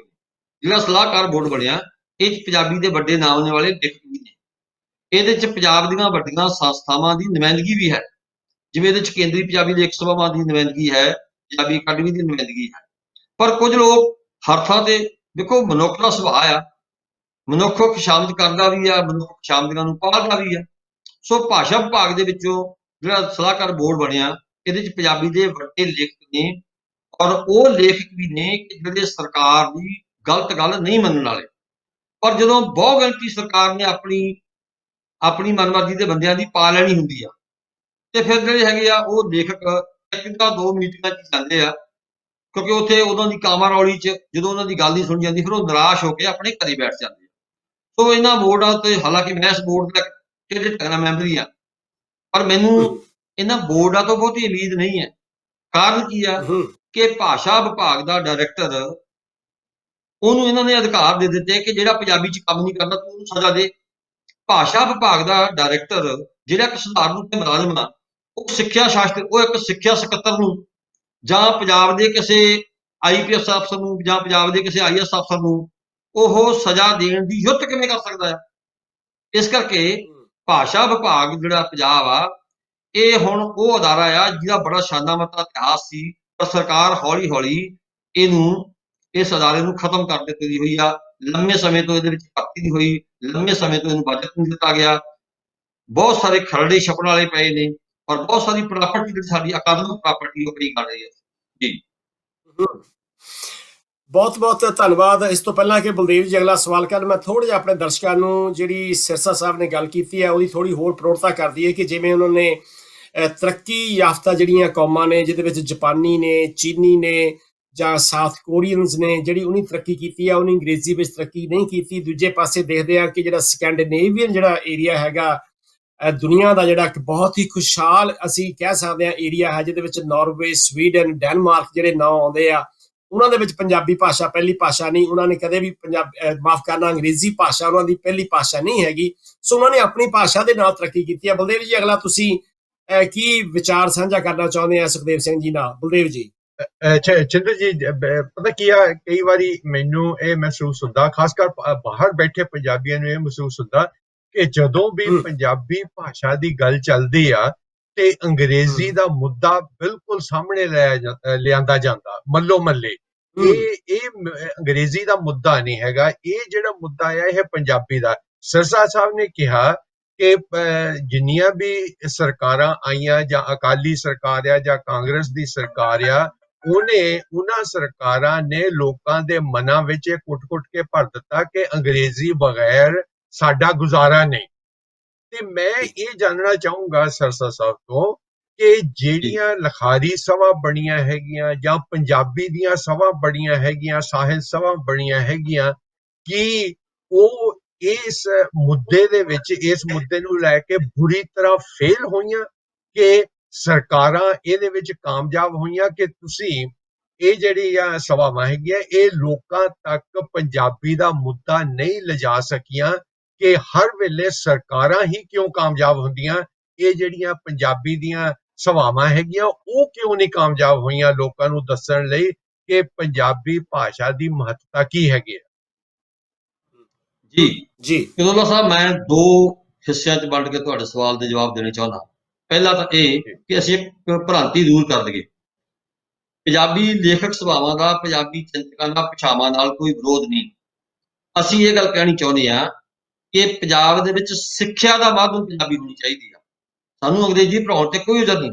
ਅਸੀਂ ਕਹਿੰਦੇ ਹਾਂ ਕਿ ਸਾਡੇ ਬੱਚਿਆਂ ਨੂੰ ਅੰਗਰੇਜ਼ੀ ਪੜ੍ਹਾਈ ਜਾਵੇ, ਪਰ ਪੰਜਾਬ ਦੇ ਵਿੱਚ ਸਿੱਖਿਆ ਦਾ ਮਾਧਿਅਮ ਪੰਜਾਬੀ ਹੋਣਾ ਚਾਹੀਦਾ, ਕਿਉਂਕਿ ਦੁਨੀਆ ਭਰ ਦੇ ਬਾਹਰ ਇਸ ਗੱਲ ਦੀ ਪ੍ਰੋੜਤਾ ਕਰਦੇ ਆ। ਦੂਸਰੀ ਗੱਲ ਮੈਂ ਇਹਦੇ ਨਾਲ ਇਹ ਹੋਰ ਜੋੜਦੇ ਆ, ਸਾਡੀ ਸਰਕਾਰ ਬੜੇ ਆਰਾਮ ਨਾਲ ਐਲਾਨ ਕਰ ਦਿੰਦੀ ਆ ਕਿ ਅਸੀਂ ਸਿੱਖਿਆ ਦਾ ਮਾਧਿਅਮ ਅੰਗਰੇਜ਼ੀ ਬਣਾਉਣੇ ਆ, ਪਰ ਇਹ ਸਰਕਾਰ ਨੂੰ ਕੋਈ ਪੁੱਛਣ ਵਾਲਾ ਨਹੀਂ ਕਿ ਤੁਸੀਂ ਅੰਗਰੇਜ਼ੀ ਪੜ੍ਹਾਉਣ ਵਾਲੇ ਟ੍ਰੇਨਡ ਅਧਿਆਪਕ ਭਰਤੀ ਕੀਤੇ ਆ, ਜਾਂ ਤੁਸੀਂ ਉਹਨਾਂ ਦੇ ਵਿੱਚ ਅੰਗਰੇਜ਼ੀ ਨੂੰ ਵਿਦੇਸ਼ੀ ਭਾਸ਼ਾ ਦੇ ਤੌਰ ਤੇ ਪੜ੍ਹਾਉਣ ਦਾ ਪ੍ਰਬੰਧ ਪੈਦਾ ਕੀਤਾ। ਜਦੋਂ ਜਥੇਦਾਰ ਤੋਤਾ ਸਿੰਘ ਜੀ ਉਹਨਾਂ ਨੇ ਐਲਾਨ ਕੀਤਾ ਕਿ ਪੰਜਾਬ 'ਚ ਅੰਗਰੇਜ਼ੀ ਪਹਿਲੀ ਜਮਾਤ ਤੋਂ ਪੜ੍ਹਾਈ ਜਾਏਗੀ, ਉਦੋਂ ਅਸੀਂ ਉਹਨੂੰ ਸਵਾਲ ਕੀਤਾ ਸੀ ਵੀ ਤੁਸੀਂ ਇਹ ਦੱਸੋ ਕਿ ਤੁਹਾਡੇ ਸਿੱਖਿਆ ਮਹਿਕਮੇ ਨੇ ਅੰਗਰੇਜ਼ੀ ਪੜ੍ਹਾਉਣ ਵਾਲੇ ਨਵੇਂ ਟੀਚਰ ਕਿੰਨੇ ਭਰਤੀ ਕੀਤੇ ਆ? ਹੁੰਦਾ ਤਾਂ ਇਹੀ ਆ ਕਿ ਸਕੂਲ ਦੇ ਵਿੱਚ ਜਿਹੜਾ ਟੀਚਰ ਵਿਹਲਾ ਉਹਨੂੰ ਕਹਿੰਦਾ ਅੰਗਰੇਜ਼ੀ ਪੜ੍ਹਾ ਦੇ। ਪੰਜਾਬੀ ਵਾਲਾ ਵੀ ਅੰਗਰੇਜ਼ੀ ਪੜ੍ਹਾ ਰਿਹਾ, ਡਰਾਇੰਗ ਵਾਲਾ ਵੀ ਅੰਗਰੇਜ਼ੀ ਪੜ੍ਹਾ ਰਿਹਾ, ਸਾਇੰਸ ਮਾਸਟਰ ਵੀ ਅੰਗਰੇਜ਼ੀ ਪੜ੍ਹਾ ਰਿਹਾ, ਤੇ ਫਿਜ਼ੀਕਲ ਐਜੂਕੇਸ਼ਨ ਦਾ ਟੀਚਰ ਵੀ ਅੰਗਰੇਜ਼ੀ ਪੜ੍ਹਾ ਰਿਹਾ। ਅਸੀਂ ਕਹਿੰਦੇ ਕਿ ਸਾਡੇ ਬੱਚਿਆਂ ਨੂੰ ਅੰਗਰੇਜ਼ੀ ਪੜ੍ਹਾਓ, ਪਰ ਸਾਡੇ ਬੱਚਿਆਂ ਨੂੰ ਅੰਗਰੇਜ਼ੀ ਵਿਦੇਸ਼ੀ ਭਾਸ਼ਾ ਵਜੋਂ ਪੜ੍ਹਾਓ, ਤੇ ਵਿਦੇਸ਼ੀ ਭਾਸ਼ਾ ਨੂੰ ਪੜ੍ਹਾਉਣ ਵਾਲੇ ਅਧਿਆਪਕਾਂ ਦੀ ਵੱਖਰੀ ਤਰ੍ਹਾਂ ਦੀ ਟ੍ਰੇਨਿੰਗ ਹੁੰਦੀ ਹੈ, ਟ੍ਰੇਨਿੰਗ ਕਰਾਓ। ਇਹ ਮਸਲਾ ਸੀ। ਦੂਸਰਾ, ਇਹ 'ਚ ਕੋਈ ਸ਼ੱਕ ਨਹੀਂ ਕਿ ਤਕੜੇ ਦਾ 7ਵੀਂ ਵੀ 100, ਜਿਤਨਾ ਤਾਕਤ ਸਰਕਾਰਾਂ ਕੋਲੇ ਆ, ਸਰਕਾਰਾਂ ਨਹੀਂ ਸੀ, ਪਰ ਪੰਜਾਬੀ ਲੇਖਕਾਂ ਦੀ ਬੜੀ ਸ਼ਾਨਦਾਰ ਭੂਮਿਕਾ ਰਹੀ ਆ। ਧਰਨੇ ਹੁੰਦੇ ਰਹੇ, ਮੁਜ਼ਾਹਰੇ ਹੁੰਦੇ ਰਹੇ, ਔਰ ਸਰਕਾਰ ਨੂੰ ਆਪਣੇ ਫੈਸਲੇ ਵੀ ਬਦਲਣੇ ਪਏ ਆ। ਜਦੋਂ ਪੰਜਾਬ ਰਾਜ ਭਾਸ਼ਾ ਐਕਟ ਬਣਿਆ, ਅਸੀਂ ਵਿਰੋਧਤਾ ਕੀਤੀ, ਤਾਂ ਡਾਕਟਰ ਰੁਪਿੰਦਰਜੀਤ ਕੌਰ ਪੰਜਾਬ ਦੇ ਸਿੱਖਿਆ ਮੰਤਰੀ ਸਨ। ਅਸੀਂ ਉਹਨਾਂ ਨਾਲ ਦੋਹੇ ਕੇਂਦਰੀ ਸਭਾਵਾਂ, ਪੰਜਾਬੀ ਅਕੈਡਮੀ ਲੁਧਿਆਣਾ ਤੇ ਡਾਕਟਰ ਸੁਰਜੀਤ ਪਾਤਰ ਹੋਰਾਂ ਦੇ ਨਾਲ ਕੁਝ ਸਾਥੀਆਂ ਨੇ ਅਸੀਂ ਮੈਡਮ ਨਾਲ ਮੁਲਾਕਾਤ ਕੀਤੀ। ਮੈਡਮ ਨੇ ਕਿਹਾ ਕਿ ਸਾਨੂੰ ਬਦਲਵਾਂ ਭਾਸ਼ਾ ਐਕਟ ਬਣਾ ਕੇ ਦਿਓ।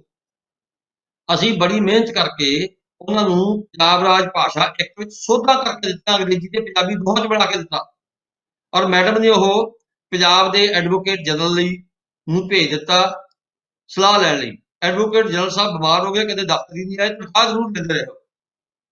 ਇਹ ਵੱਖਰੀ ਗੱਲ ਹੈ ਕਿ ਤਨਖਾਹ ਮਿਲਦੀ ਰਹੀ ਪਰ ਦਫ਼ਤਰ ਨਹੀਂ ਆਏ, ਔਰ ਉਹ ਚਿੱਠੀ ਸਾਡਾ ਉਹ ਬਣਾਇਆ ਰਾਜ ਭਾਸ਼ਾ ਐਕਟ ਕਿੱਥੇ ਗਿਆ ਸਾਨੂੰ ਦੱਸਿਆ ਤੱਕ ਨਹੀਂ ਕਿਸੇ ਨੇ। ਰਹੀ ਗੱਲ ਕਿ ਸਭਾਵਾਂ ਕਿੱਥੇ ਫੇਲ ਹੋਈਆਂ, ਜਾਂ ਸਭਾਵਾਂ ਦੀ ਕੁਝ ਕਾਰਗੁਜ਼ਾਰੀ ਆ। ਮੈਂ ਸਮਝਦਾ ਕਿ ਪੰਜਾਬੀ ਯੂਨੀਵਰਸਿਟੀ ਪਟਿਆਲਾ ਦੀ ਸਥਾਪਨਾ ਹੀ ਇਸ ਕੰਮ ਲਈ ਹੋਈ ਸੀ ਕਿ ਦੁਨੀਆ ਭਰ ਦੇ ਗਿਆਨ ਨੂੰ ਪੰਜਾਬੀ ਭਾਸ਼ਾ ਦੇ ਵਿੱਚ ਉਲਥਾਇਆ ਜਾਵੇ। ਪੰਜਾਬੀ ਯੂਨੀਵਰਸਿਟੀ ਪਟਿਆਲਾ ਇੱਕ ਆਮ ਯੂਨੀਵਰਸਿਟੀਆਂ ਵਰਗੀ ਯੂਨੀਵਰਸਿਟੀ ਨਹੀਂ ਹੈ।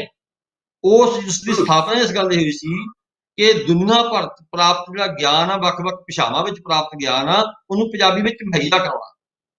ਉਹ ਯਤਨ ਉਹਨਾਂ ਨੇ ਵੀ ਕੀਤੇ ਆ, ਪਰ ਮੈਂ ਸਮਝਦਾ ਕਿ ਪੰਜਾਬੀ ਲੇਖਕਾਂ ਨੇ ਵੀ ਆਪਣੇ ਆਪ ਬਹੁਤ ਸਾਰਾ ਕੰਮ ਕੀਤਾ। ਖਾਸ ਤੌਰ ਤੇ ਮੈਂ ਇੱਕ ਐਗਜ਼ਾਮਪਲ ਦੇਣਾ ਚਾਹੁੰਦਾ, ਲੋਕ ਧਾਰਾ ਵਿਸ਼ਵਕੋਸ਼ 8 ਜਿਲਦਾਂ ਵਿੱਚ ਮਿਲਦਾ ਆ।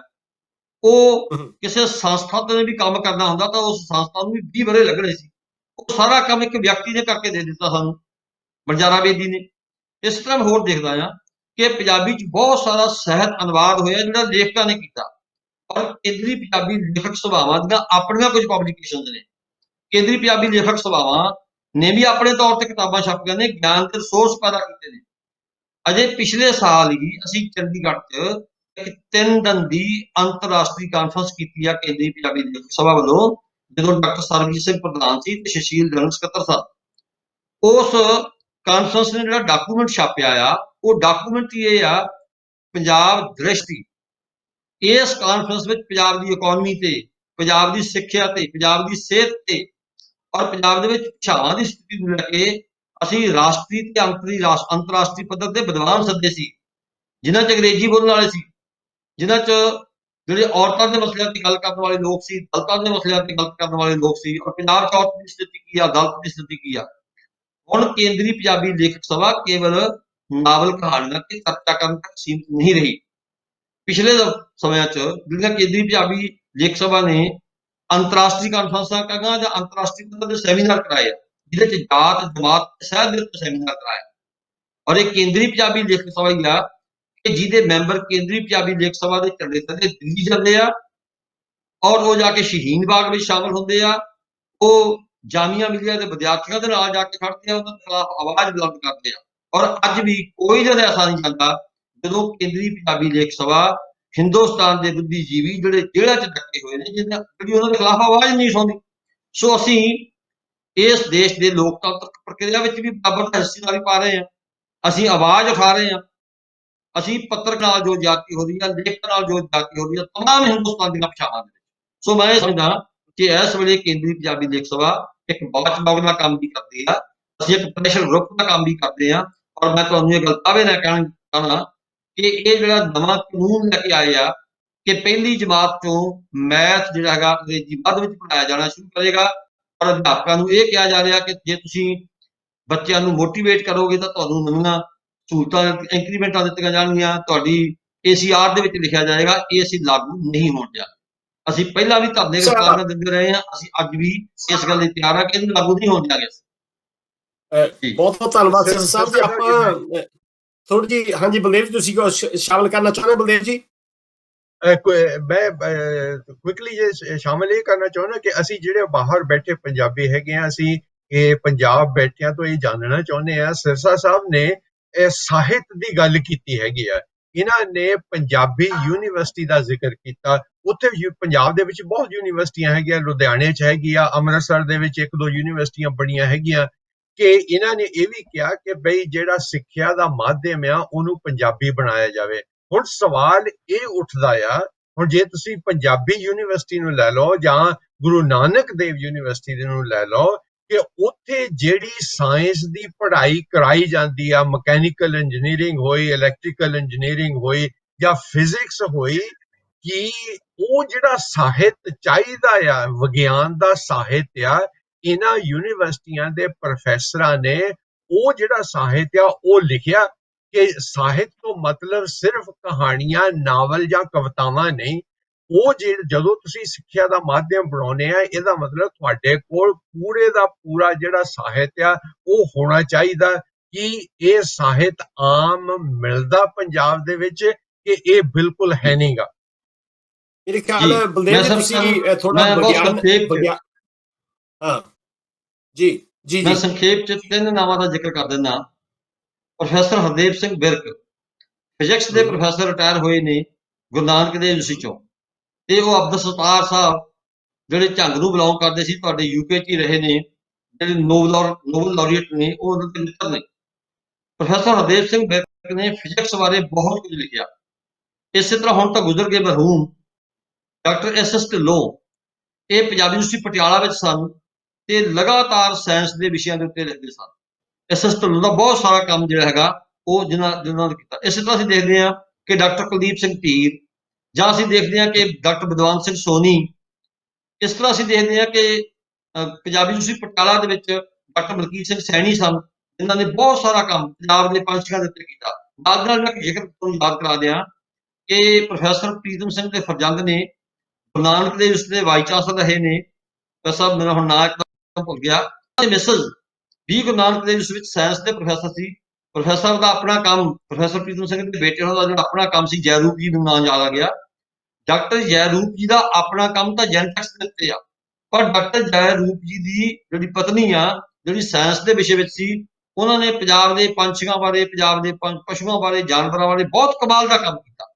ਔਰ ਇਸ ਵੇਲੇ ਸਾਡੇ ਕੋਲੇ ਬਹੁਤ ਸਾਰੇ ਵਿਦਵਾਨ ਨੇ ਜਿਹੜੇ ਲਗਾਤਾਰ ਵੱਖ-ਵੱਖ ਵਿਸ਼ਿਆਂ ਦੇ ਉੱਤੇ ਸਾਇੰਸ ਫਿਕਸ਼ਨ ਲਿਖੀ ਜਾ ਰਹੀ ਆ। ਸਾਇੰਸ ਨੂੰ ਬਹੁਤ ਸੌਖੇ ਤੇ ਸਰਲ ਤਰੀਕੇ 'ਚ ਪੰਜਾਬੀ 'ਚ ਬੱਚਿਆਂ ਨੂੰ ਪੜ੍ਹਨਯੋਗ ਕੰਮ ਕੀਤਾ ਜਾ ਰਿਹਾ ਹੈ। ਮੈਂ ਬਹੁਤ ਸਾਰੀਆਂ ਉਦਾਹਰਨਾਂ ਦੇ ਸਕਦਾ ਹਾਂ। ਡਾਕਟਰ ਬਲਵੰਤ ਸਿੰਘ ਸੋਨੀ ਹੋਣਾ ਨੇ ਮੈਡੀਕਲ ਸਾਇੰਸ ਦਾ ਬਹੁਤ ਸਾਰਾ ਕੰਮ ਇਸ ਤਰ੍ਹਾਂ ਉਹਨਾਂ ਨੇ ਆਪਣੇ ਪੰਜਾਬੀ ਦੇ ਵਿੱਚ ਉਹਨਾਂ ਨੇ ਕੀਤਾ ਹੈ ਜੀ। ਅੱਛਾ, ਆਪਾਂ ਅਗਲੀ ਗੱਲ ਨੂੰ ਤੋਰੀਏ। ਸਮਾਂ ਸਾਡੇ ਕੋਲ ਬਹੁਤ ਥੋੜਾ ਰਹਿ ਗਿਆ ਕਿ ਹੁਣ ਇੱਕ ਨਵਾਂ ਜਿਹੜਾ ਤੁਸੀਂ ਤੁਗਲਕੀ ਬਿਆਨ ਦੀ ਗੱਲ ਕੀਤੀ ਹੈ, ਇੱਕ ਹੁਣੀ ਵਕਫ ਬੋਰਡ ਦੀ ਜਿਹੜੀ ਭਰਤੀ ਦਾ ਮਾਮਲਾ ਸਾਹਮਣੇ ਆਇਆ, ਉਹਦੇ ਵਿੱਚ ਤੁਸੀਂ ਹਾਲ ਹੀ ਵਿੱਚ ਜੋ ਇੱਕ ਪ੍ਰੈਸ ਕਾਨਫਰੰਸ ਕੀਤੀ ਹੈ ਮੋਹਾਲੀ ਦੇ ਵਿੱਚ, ਉਹਦੇ ਬਾਰੇ ਸਾਨੂੰ ਦੱਸੋ ਕਿ ਇਹ ਜਿਹੜੀ ਸਰਕਾਰ ਆ, ਇਹਦੇ ਪਿੱਛੇ ਇਹ ਕਿਹੜੀ ਭਾਵਨਾ ਕੰਮ ਕਰ ਰਹੀ ਹੈ, ਜੋ ਹੁਣ ਮੇਰੇ ਖਿਆਲ ਤਾਂ 35 ਸਾਲਾਂ ਬਾਅਦ ਜਿਹੜੀਆਂ ਅਸਾਮੀਆਂ ਨਿਕਲੀਆਂ ਨੇ ਵਕਫ ਬੋਰਡ ਦੀਆਂ, ਉਹਨਾਂ ਦੇ ਵਿੱਚ ਵੀ ਜਿਹੜੀ ਪੰਜਾਬੀ ਦੀ ਸ਼ਰਤ ਹੈਗੀ ਆ, ਉਹਨੂੰ ਖਤਮ ਕੀਤਾ ਜਾ ਰਿਹਾ ਆ। ਉਹਦੇ ਬਾਰੇ ਤੁਸੀਂ ਕੀ ਕਰਨਾ ਚਾਹੁੰਦੇ ਆ, ਜਾਂ ਤੁਹਾਡੀ ਕੀ ਨੀਤੀ ਹੈਗੀ ਆ ਕਿ ਅੱਗੇ ਵਾਸਤੇ ਅਸੀਂ ਪੰਜਾਬ ਨੂੰ ਕਿਵੇਂ ਇਸ ਦੀ ਵਿਰੋਧਤਾ ਜ਼ਾਹਰ ਕਰਨੀ ਚਾਹੀਦੀ ਹੈ ਸਾਨੂੰ? ਜੀ। ਕੈਪਟਨ ਅਮਰਿੰਦਰ ਸਿੰਘ ਹੋਣਾ ਨੇ ਪੰਜਾਬੀਆਂ ਨਾਲ ਬਹੁਤ ਸਾਰੇ ਵਾਅਦੇ ਕੀਤੇ ਸੀ। ਹੱਥ 'ਚ ਗੁਟਕਾ ਲੈ ਕੇ ਨਸ਼ਾ ਖਤਮ ਕਰਨ ਦੀ ਗੱਲ ਵੀ ਕੀਤੀ ਸੀ। ਸਾਰੇ ਕਿਸਮ ਦੇ ਮਾਫੀ ਕੀਤੀ ਸੀ। ਇੱਕ ਚੰਗਾ ਕੰਮ ਕੀਤਾ ਕਿ ਪੰਜਾਬ ਦੇ ਵਿੱਚ ਬਹੁਤ ਸਾਰਾ ਅਨੁਸ਼ਾਸਨ ਤਾਂ ਆਇਆ ਤੇ ਫੜ ਕੇ ਗੁੰਡਿਆਂ ਨੂੰ ਜੇਲ੍ਹਾਂ 'ਚ ਡੱਕਿਆ। ਇਹ ਉਹਨਾਂ ਦਾ ਕੰਮ ਤਸੱਲੀ ਬਖਸ਼। ਪਰ ਉਹਨਾਂ ਨੇ ਨਾਲ ਲੋਕਾਂ ਨੂੰ ਰੁਜ਼ਗਾਰ ਦੇਣ ਦੀ ਗੱਲ ਕੀਤੀ ਸੀ ਤੇ ਮਹਾਰਾਜਾ ਜੀ ਸਾਨੂੰ ਕਿਸ ਕਿਸਮ ਦਾ ਰੁਜ਼ਗਾਰ ਦੇ ਰਹੇ ਨੇ। ਗੱਲ ਤਾਂ ਇਹ ਹੈ ਕਿ ਵਕਫ ਬੋਰਡ ਪੰਜਾਬ ਦਾ ਜਿਹੜਾ ਚੇਅਰਮੈਨ ਲਾਇਆ, ਉਹ ਮਹਾਰਾਜਾ ਜੀ ਨੇ ਪੰਜਾਬ ਚੋਂ ਨਹੀਂ ਲਾਇਆ। ਉਹ ਰਾਮਪੁਰ ਰਿਆਸਤ ਦੇ ਨਵਾਬਾਂ ਦੇ ਖਾਨਦਾਨ ਚੋਂ ਆਏ ਨੇ, ਨੈਦ ਰਜ਼ਾ ਖਾਨ। ਕਿਉਂਕਿ ਦੋਸਤੀਆਂ ਵੀ ਪਾਲਣੀਆਂ ਹੁੰਦੀਆਂ ਸਰਕਾਰਾਂ ਦੀ ਚੀਜ਼ਾਂ ਬਹੁਤੀਆਂ ਮਹੱਤਵ ਨਹੀਂ ਰੱਖਦੀਆਂ ਹੁੰਦੀਆਂ। ਅਸੂਲ ਲੋਕਾਂ ਵਾਸਤੇ ਹੁੰਦੇ ਨੇ, ਕਾਨੂੰਨ ਸਰਕਾਰਾਂ ਵਾਸਤੇ ਨਹੀਂ ਹੁੰਦੇ। ਸੋ ਕੈਪਟਨ ਸਾਹਿਬ ਨੇ ਪੰਜਾਬ ਵਕਫ ਬੋਰਡ ਦਾ ਜਿਹੜਾ ਚੇਅਰਮੈਨ ਲਾਇਆ, ਉਹ ਜਨਾਬ ਰਜ਼ਾ ਖਾਨ ਨੇ, ਰਾਮਪੁਰ ਤੋਂ ਨੇ, ਯੂਪੀ ਤੋਂ। ਔਰ ਪੰਜਾਬ ਦੇ ਵਿੱਚ ਜਿਹੜਾ ਵਕਫ ਬੋਰਡ ਆ, ਉਹਦੇ ਚੋਂ 5 ਮੈਂਬਰ ਉਹ ਨੇ ਪੰਜਾਬ ਦੇ ਹੈ ਹੀ ਨਹੀਂ। ਉਹਨਾਂ ਚੋਂ ਕੁਝ ਦਾ ਸੰਬੰਧ ਬਿਹਾਰ ਨਾਲ ਆ, ਕੁਝ ਦਾ ਸੰਬੰਧ ਯੂਪੀ ਨਾਲ ਆ, ਕੋਈ 175 ਪੋਸਟਾਂ ਐਡਵਰਟਾਈਜ਼ ਹੋਈਆਂ ਨੇ। ਔਰ ਕਾਨੂੰਨ ਦੇ ਮੁਤਾਬਕ ਭਾਸ਼ਾ, ਪੰਜਾਬ ਦੇ ਰਾਜ ਭਾਸ਼ਾ ਐਕਟ ਮੁਤਾਬਕ ਪੰਜਾਬ ਦੇ ਵਿੱਚ ਕਿਸੇ ਵੀ ਅਸਾਮੀ ਲਈ ਕੋਈ ਵਿਅਕਤੀ ਉਮੀਦਵਾਰ ਨਹੀਂ ਹੋ ਸਕਦਾ ਜੇ ਉਹਨੇ 10ਵੀਂ ਜਮਾਤ ਤੱਕ ਪੰਜਾਬੀ ਪਾਸ ਨਹੀਂ ਕੀਤੀ। ਸੋ ਵਕਫ ਬੋਰਡ ਨੇ ਫੈਸਲਾ ਕਰ ਲਿਆ ਕਿ ਪੰਜਾਬੀ ਭਾਸ਼ਾ ਪੜ੍ਹੀ ਹੋਵੇ, ਜ਼ਰੂਰੀ ਪੜ੍ਹੀ ਹੋਵੇ, ਪਾਸ ਕੀਤੀ ਹੋਵੇ, ਇਹ ਸ਼ਰਤ ਹਟਾ ਦਿਓ। ਵੋਟਿੰਗ ਹੋਵੇ, 5 ਮੈਂਬਰ ਇੱਕ ਪਾਸੇ ਹੋਵੇ। ਕੁਝ ਲੋਕ ਕੀ ਸੀ, ਜਿਹੜੇ ਪੰਜਾਬੀ ਹਿਤੈਸ਼ੀ ਸੀ, ਜਿਹੜੇ ਮਲੇਰਕੋਟਲਾ ਨੂੰ ਬਿਲੋਂਗ ਕਰਨ ਵਾਲੇ ਨੇ, ਜਾਂ ਸਾਡੇ ਇੱਕ ਸਾਥੀ ਨੇ ਜਿਹੜੇ ਆਪ ਤਾਂ ਬਿਲੋਂਗ ਕਰਦੇ ਨੇ ਇਸ ਪਿੰਡ ਨੂੰ, ਜਿਹੜਾ ਲਿਬੜਾ ਪਿੰਡ ਹੈ ਉਹਨਾਂ ਦਾ, ਉਹਨਾਂ ਦੇ ਰਹਿਣ ਵਾਲੇ ਨੇ। ਔਰ ਜਹਾਦ ਕੀਤਾ ਉਹਨੇ ਇਸ ਗੱਲ ਤੇ, ਉਹ ਲੜੇ ਇਸ ਗੱਲ ਤੇ। ਨਤੀਜਾ ਕੀ ਹੋਇਆ ਕਿ 5 ਵੋਟਾਂ ਹੋ ਗਈਆਂ। ਚੇਅਰਮੈਨ ਦੀ ਕਾਸਟਿੰਗ ਵੋਟ ਨਾਲ ਫੈਸਲਾ ਹੋ ਗਿਆ। ਸੋ ਅੱਜ ਜਿਹੜੀ ਸਾਡੀ ਸਰਕਾਰ ਆ, ਉਹ ਪੰਜਾਬੀਆਂ ਨੂੰ ਇੰਨਾ ਕੁ ਰੁਜ਼ਗਾਰ ਦੇਵੇਗੀ ਕਿ ਪੰਜਾਬੀ ਬੱਚਿਆਂ ਦਾ ਰੁਜ਼ਗਾਰ ਖੋ ਕੇ ਉਹ ਮੌਕੇ ਪੈਦਾ ਕਰ ਰਹੀ ਆ ਕਿ ਹਰ ਸਟੇਟ ਦਾ ਜਿਹੜਾ ਅਫਸਰ ਆ, ਜਿਹੜਾ ਵਕਫ ਬੋਰਡ ਦੇ ਵਿੱਚ ਬੈਠਾ, ਉਹ ਆਪਣੀ ਸਟੇਟ ਚੋਂ ਲਿਆ ਕੇ ਬੰਦੇ ਭਰਤੀ ਕਰ ਲਏਗਾ। ਅੱਖਾਂ ਪੂੰਝਣ ਨੂੰ ਇਹ ਕਹਿ ਦਿੱਤਾ ਕਿ ਉਹ 1 ਸਾਲ ਦੇ ਵਿੱਚ ਪੰਜਾਬੀ ਸਿੱਖਣਗੇ। ਉਹ ਕਿਹੋ ਜਿਹੀ ਪੰਜਾਬੀ ਸਿੱਖਣਗੇ ਇਹ ਆਪਾਂ ਜਾਣਦੇ ਹਾਂ ਜੀ। ਤੇ ਇਹਦਾ ਫਿਰ ਆਉਣ ਵਾਲੇ ਸਮੇਂ ਦੇ ਵਿੱਚ ਕੀ ਤੁਸੀਂ ਪ੍ਰਭਾਵ ਦੇਖ ਰਹੇ ਹੋ, ਜਾਂ ਕੀ ਇਹਦਾ ਅਸਰ ਹੋਵੇਗਾ ਆਉਣ ਵਾਲੇ ਸਮੇਂ ਦੇ ਵਿੱਚ? ਕਿਉਂਕਿ ਮੇਰੇ ਖਿਆਲ ਜਿਹੜੇ ਪੰਜਾਬੀ ਦੇ ਨਾਲੋਂ ਬੱਚੇ ਪਹਿਲਾਂ ਹੀ ਟੁੱਟ ਰਹੇ ਹੈਗੇ ਆ, ਤੇ ਇਹਦੇ ਪ੍ਰਭਾਵ ਤੁਸੀਂ ਕੀ ਦੇਖ ਰਹੇ ਹੋ? ਜਾਂ ਇਹਦੇ ਵਿੱਚ ਹੋਰ ਲੋਕਾਂ ਨੂੰ, ਜਿਹੜੀ ਲੋਕਾਂ ਦੀ ਜਾਗਰੂਕਤਾ ਹੈਗੀ ਆ, ਜਿਹੜਾ ਉਹਨਾਂ ਦਾ ਮੁੱਢਲਾ ਹੱਕ ਹੈਗਾ ਕਿ ਸਾਨੂੰ ਜਿਹੜੀ ਮੁੱਢਲੀ ਸਿੱਖਿਆ ਸਾਨੂੰ ਉਹ ਸਾਡੀ ਮਾਤ ਭਾਸ਼ਾ ਵਿੱਚ ਮਿਲਣੀ ਚਾਹੀਦੀ ਆ, ਇਹਦਾ ਕਿਹੋ ਜਿਹਾ ਪ੍ਰਭਾਵ ਪਵੇਗਾ? ਤੇ ਆਉਣ ਵਾਲੇ ਸਮੇਂ ਦੇ ਵਿੱਚ ਇਹਦਾ ਰਾਜਨੀਤਿਕ ਪ੍ਰਭਾਵ ਪੈਣ ਦੇ ਕੀ ਅਸਰ ਹੈਗਾ? ਕੀ ਲੋਕਾਂ ਦੇ ਵਿੱਚ ਜਾਗਰਤੀ ਆਵੇਗੀ? ਕੀ ਲੋਕੀ ਉਹਨਾਂ ਨੂੰ ਵੋਟਾਂ ਦੇਣਗੇ ਜਿਹੜੇ ਕਿ ਪੰਜਾਬੀ ਦੀ ਦੁਰਦਸ਼ਾ ਕਰਨ ਦੀ ਤਿਆਰੀ ਕਰ ਰਹੇ ਆ? ਇਹਦੇ ਬਾਰੇ ਤੁਹਾਡੇ ਕੀ ਵਿਚਾਰ ਹੋਣਗੇ? 2 ਗੱਲਾਂ ਕਹਿਣਾ ਚਾਹੁੰਦਾ। ਇੱਕ ਤਾਂ ਬਹੁਤਕ ਮਸਲਿਆਂ ਤੇ ਐਕਸਰਸਾਈਜ਼ ਬਹੁਤੀ ਨਹੀਂ ਕਰਦੇ। ਪੰਜਾਬੀਆਂ ਦਾ ਸੁਭਾਅ ਖੁੱਲਾ ਡੁੱਲਾ, ਖਾਣ ਪੀਣ ਵਾਲਾ, ਪਹੁੰਚ ਆਦਿ ਵਾਲਾ ਆ। ਬਹੁਤੇ ਭੌਤਿਕ ਮਸਲਿਆਂ ਬਾਰੇ ਪੰਜਾਬੀਆਂ ਦੀ ਫਿਕਰਮੰਦੀ ਬਹੁਤੀ ਨਹੀਂ ਹੈ। ਇਹੀ ਕਾਰਨ ਆ ਕਿ ਅਸੀਂ ਭਾਸ਼ਾਵਾਂ ਬਾਰੇ ਅਵੇਸਲੇ ਹਾਂ। ਜੇਕਰ ਅਸੀਂ ਭਾਸ਼ਾਵਾਂ ਬਾਰੇ ਸਾਊਥ ਦੇ ਸੂਬਿਆਂ ਵਾਂਗ, ਜਾਂ ਤੁਸੀਂ ਬਿਹਾਰ ਦੇ ਵਿੱਚ, ਅੱਜ ਕੋਈ ਬਿਹਾਰ ਦੇ ਵਿੱਚ ਜਾਂ ਅੱਜ ਕੋਈ ਬੰਗਾਲ ਦੇ ਵਿੱਚ, ਤੁਸੀਂ ਅੱਜ ਦੇਖੋ ਕਿ ਬੰਗਾਲ ਦੇ ਵਿੱਚ, ਸਾਊਥ ਵਿੱਚ ਤਮਿਲਨਾਡੂ, ਕੇਰਲਾ, ਇਹਨਾਂ ਭਾਸ਼ਾਵਾਂ ਦੇ ਬਾਰੇ ਤੁਸੀਂ ਕੋਈ ਫੈਸਲਾ ਦੇ ਕੇ ਦੇਖੋ, ਸੜਕਾਂ ਤੇ ਆ ਜਾਂਦੇ ਆਪਣੀ ਭਾਸ਼ਾ ਨੂੰ ਬਚਾਉਣ ਲਈ। ਪਰ ਪੰਜਾਬੀ ਇਸ ਗੱਲੋਂ ਬਹੁਤੇ ਅਵੇਅਰ ਨਹੀਂ, ਪੰਜਾਬੀਆਂ ਦੀ ਬਹੁਤੀ ਫਿਕਰਮੰਦੀ ਨਹੀਂ, ਕਿਉਂਕਿ ਪੰਜਾਬੀਆਂ ਦੇ ਮਨਾਂ 'ਚ ਇੱਕ ਗਲਤ ਧਾਰਨਾ ਬਿਠਾ ਦਿੱਤੀ ਗਈ। ਉਹ ਧਾਰਨਾ ਇਹ ਆ ਕਿ ਅੰਗਰੇਜ਼ੀ ਹੀ ਤੁਹਾਡੇ ਬੱਚਿਆਂ ਦਾ ਭਵਿੱਖ ਆ। ਮੈਂ ਸਿਰਫ ਸਰਕਾਰ ਨੂੰ ਇੰਨੀ ਚੇਤਾਵਨੀ ਦੇਣੀ ਚਾਹੁੰਦਾ ਕਿ ਜਿੱਧਰ ਸਾਡੇ ਬੱਚੇ ਜਾ ਰਹੇ ਨੇ, ਕੈਨੇਡਾ, ਅਮਰੀਕਾ, UK, ਜਿੱਥੇ ਸਾਡੇ ਬੱਚੇ ਜਾ ਰਹੇ ਨੇ, ਜਿੱਥੇ ਉਹ ਅੰਗਰੇਜ਼ੀ ਦੀ ਥੋੜ੍ਹੀ ਬਹੁਤੀ ਕੰਪੀਟੈਂਸੀ ਕਰਕੇ ਸਾਨੂੰ ਲੱਗਦਾ ਕਿ ਉਹ ਰੁਜ਼ਗਾਰ ਹਾਸਲ ਕਰ ਲੈਣਗੇ। ਇਹਨਾਂ ਮੁਲਕਾਂ ਦੇ ਤਾਂ ਆਪਣੇ ਕ੍ਰਾਈਸਿਸ ਨੇ। ਅੱਜ UK ਤੁਸੀਂ ਦੇਖ ਹੀ ਰਹੇ ਹੋ ਕਿ ਬ੍ਰੈਗਜ਼ਿਟ ਚੋਂ ਬਾਹਰ ਆਉਣ ਲਈ ਮਜਬੂਰ ਹੋਇਆ ਬੈਠਾ। ਅਮਰੀਕਾ ਦਾ ਤੁਸੀਂ ਹਾਲ ਦੇਖ ਰਹੇ ਹੋ। ਇਹਨਾਂ ਮੁਲਕਾਂ ਤਾਂ ਆਪਣੇ ਵਿਸ਼ੇ ਦੇ ਮੁਕਾਬਲਿਆਂ ਲਈ ਕੀ ਲਈ ਬੈਠੇ ਆ ਇਹ।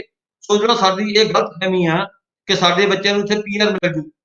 10-10 ਸਾਲ ਤਾਂ ਬੱਚੇ ਸਾਡੇ ਆਸਟ੍ਰੇਲੀਆ ਤੋਂ ਲੰਘ ਰਹੇ ਆ। ਆਸਟ੍ਰੇਲੀਆ 10-10 ਸਾਲ ਹੋ ਗਏ ਬੱਚਿਆਂ ਨੂੰ, ਨਹੀਂ PR ਮਿਲ ਰਹੀ, ਨਹੀਂ ਰੁਜ਼ਗਾਰ ਮਿਲ ਰਿਹਾ ਉੱਥੇ। ਇਹ ਠੀਕ ਆ ਕਿ ਸਾਡੀ ਸਰਕਾਰ ਦੀ ਗਲਤਫਹਿਮੀ ਇਹ ਆ, ਇਹ ਸੋਚਦੀ ਆ ਕਿ ਪੰਜਾਬ ਇੱਥੋਂ ਪ੍ਰਵਾਸ ਕਰ ਜਾਏਗਾ, ਜਾ ਕੇ ਬਾਹਰ ਸਾਡੇ ਬੱਚੇ ਸੈਟਲ ਹੋ ਜਾਣਗੇ। ਪਰ ਇਹ ਇਹਨਾਂ ਦੀ ਗਲਤਫਹਿਮੀ ਆ। ਅੰਤਰਰਾਸ਼ਟਰੀ ਪੱਧਰ ਤੇ ਅੱਜ ਵਿਸ਼ਵ ਪੂੰਜੀਵਾਦ ਦੇ ਆਪਣੇ ਸੰਕਟ ਬਹੁਤ ਗੰਭੀਰ ਹੋ ਰਹੇ ਨੇ। ਜੇ ਵਿਸ਼ਵ ਪੂੰਜੀਵਾਦ ਦੇ ਆਪਣੇ ਸੰਕਟ ਗੰਭੀਰ ਹੋ ਰਹੇ ਨੇ ਤਾਂ ਉੱਥੇ ਸਾਡੇ ਬੱਚਿਆਂ ਲਈ ਕਿੰਨੀ ਕੁ ਸੁਰੱਖਿਅਤਾ ਹੋਏਗੀ, ਇਹ ਸਵਾਲ ਸੋਚਣ ਵਾਲਾ ਹੈ। ਸੋ ਮੈਨੂੰ ਨਹੀਂ ਲੱਗਦਾ ਕਿ ਸਰਕਾਰ ਦੀ ਜਿਹੜੀ ਇਹ ਸੋਚਣੀ ਆ ਕਿ +2 ਤੋਂ ਬਾਅਦ ਬੱਚੇ ਬਾਹਰ ਚਲੇ ਜਾਣਗੇ, ਇਹਦਾ ਅੱਜ ਤਾਂ ਅਸਰ ਨਹੀਂ ਹੋ ਰਿਹਾ। 3-4 ਸਾਲਾਂ ਬਾਅਦ ਪੰਜਾਬ ਦੀ ਇਕਾਨਮੀ ਤੇ ਇਹਦਾ ਬਹੁਤ ਬੁਰਾ ਅਸਰ ਪਏਗਾ, ਕਿਉਂਕਿ ਕਦੇ ਪੰਜਾਬ 'ਚ ਪੈਸਾ ਬਾਹਰੋਂ ਆਉਂਦਾ ਸੀ ਤੇ ਪੰਜਾਬ ਖੁਸ਼ਹਾਲ ਸੀ। ਹੁਣ ਪੰਜਾਬ ਦੇ ਆਪਣੇ ਵਿਸ਼ੇ ਦੇ ਆਪਣੀ ਪ੍ਰਾਪਰਟੀ ਵੇਚ ਕੇ ਬਾਹਰ ਜਾ ਰਹੇ ਨੇ, ਬੱਚਿਆਂ ਨੂੰ ਬਾਹਰ ਭੇਜ ਰਹੇ ਨੇ। ਫਾਤਰ ਸਾਹਿਬ ਦੀ ਇੱਕ ਨਾਜ਼ਮ ਆ ਕਿ ਚਲੋ ਇੱਥੋਂ ਚੱਲੀਏ। ਅੱਜ ਪੰਜਾਬੀਆਂ ਨੂੰ ਇੰਝ ਲੱਗਦਾ ਆ ਕਿ ਜਿਵੇਂ ਪੰਜਾਬ ਸਾਡੀ ਧਰਤੀ ਨਹੀਂ ਰਹੀ। ਜਦੋਂ ਅੱਜ ਤਾਂ ਅਸੀਂ ਪੰਜਾਬ ਲਈ ਲੜ ਰਹੇ ਹਾਂ ਕਿ ਸਾਡੀ ਜੰਮਣ ਭੋ ਆ, ਜਦੋਂ ਸਾਨੂੰ ਇਹ ਲੱਗਣ ਲੱਗਿਆ ਕਿ ਜਿਹੜੀ ਜੰਮਣ ਭੋ ਰੋਟੀ ਨਹੀਂ ਦਿੰਦੀ, ਜਿਹੜੀ ਜੰਮਣ ਭੋ ਸਾਡਾ ਜੀਣਾ ਸੁਰੱਖਿਅਤ ਨਹੀਂ ਕਰਦੀ, ਉੱਥੇ ਰਹਿਣ ਦਾ ਵੀ ਕੀ ਫਾਇਦਾ। ਆਉਣ ਵਾਲੇ 4-5 ਸਾਲਾਂ ਬਾਅਦ ਦੇਖਿਓ ਪੰਜਾਬ ਦੀ ਇਕਾਨਮੀ ਦਾ ਕਿੰਨਾ ਬੁਰਾ ਹਾਲ ਹੋਏਗਾ, ਜਦੋਂ ਪੰਜਾਬ ਦੇ ਵਿੱਚੋਂ ਪਹਿਲਾਂ ਤਾਂ ਪੰਜਾਬ ਦੇ ਵਿੱਚੋਂ ਬ੍ਰੇਨ ਡਰੇਨ ਹੁੰਦਾ ਰਿਹਾ, ਚੱਲ ਗਿਆ ਕੰਮ। ਹੁਣ ਬ੍ਰੇਨ ਡਰੇਨ ਦੇ ਨਾਲ ਪੰਜਾਬ ਦੀ ਜਿਹੜੀ ਕੈਪੀਟਲ ਉਹ ਬਾਹਰ ਜਾ ਰਹੀ ਹੈ, ਔਰ ਇਹਦਾ ਖਮਿਆਜਾ ਸਾਨੂੰ ਬਹੁਤ ਛੇਤੀ ਭੁਗਤਣਾ ਪਏਗਾ। ਇਹਦੀ ਪੰਜਾਬ ਨੂੰ ਬਹੁਤ ਵੱਡੀ ਮੰਡੀ ਸਮਝੀ ਬੈਠੇ ਆ। ਇਸ ਮੰਡੀ 'ਚ ਜਦੋਂ ਕੋਈ ਖਰੀਦਦਾਰ ਨਾ ਰਿਹਾ ਤਾਂ ਪੰਜਾਬ ਨੂੰ ਮੰਡੀ ਸਮਝ ਕੇ ਬਾਹਰੋਂ ਵੀ ਕਿਸੇ ਨੇ ਨਹੀਂ ਆਉਣਾ।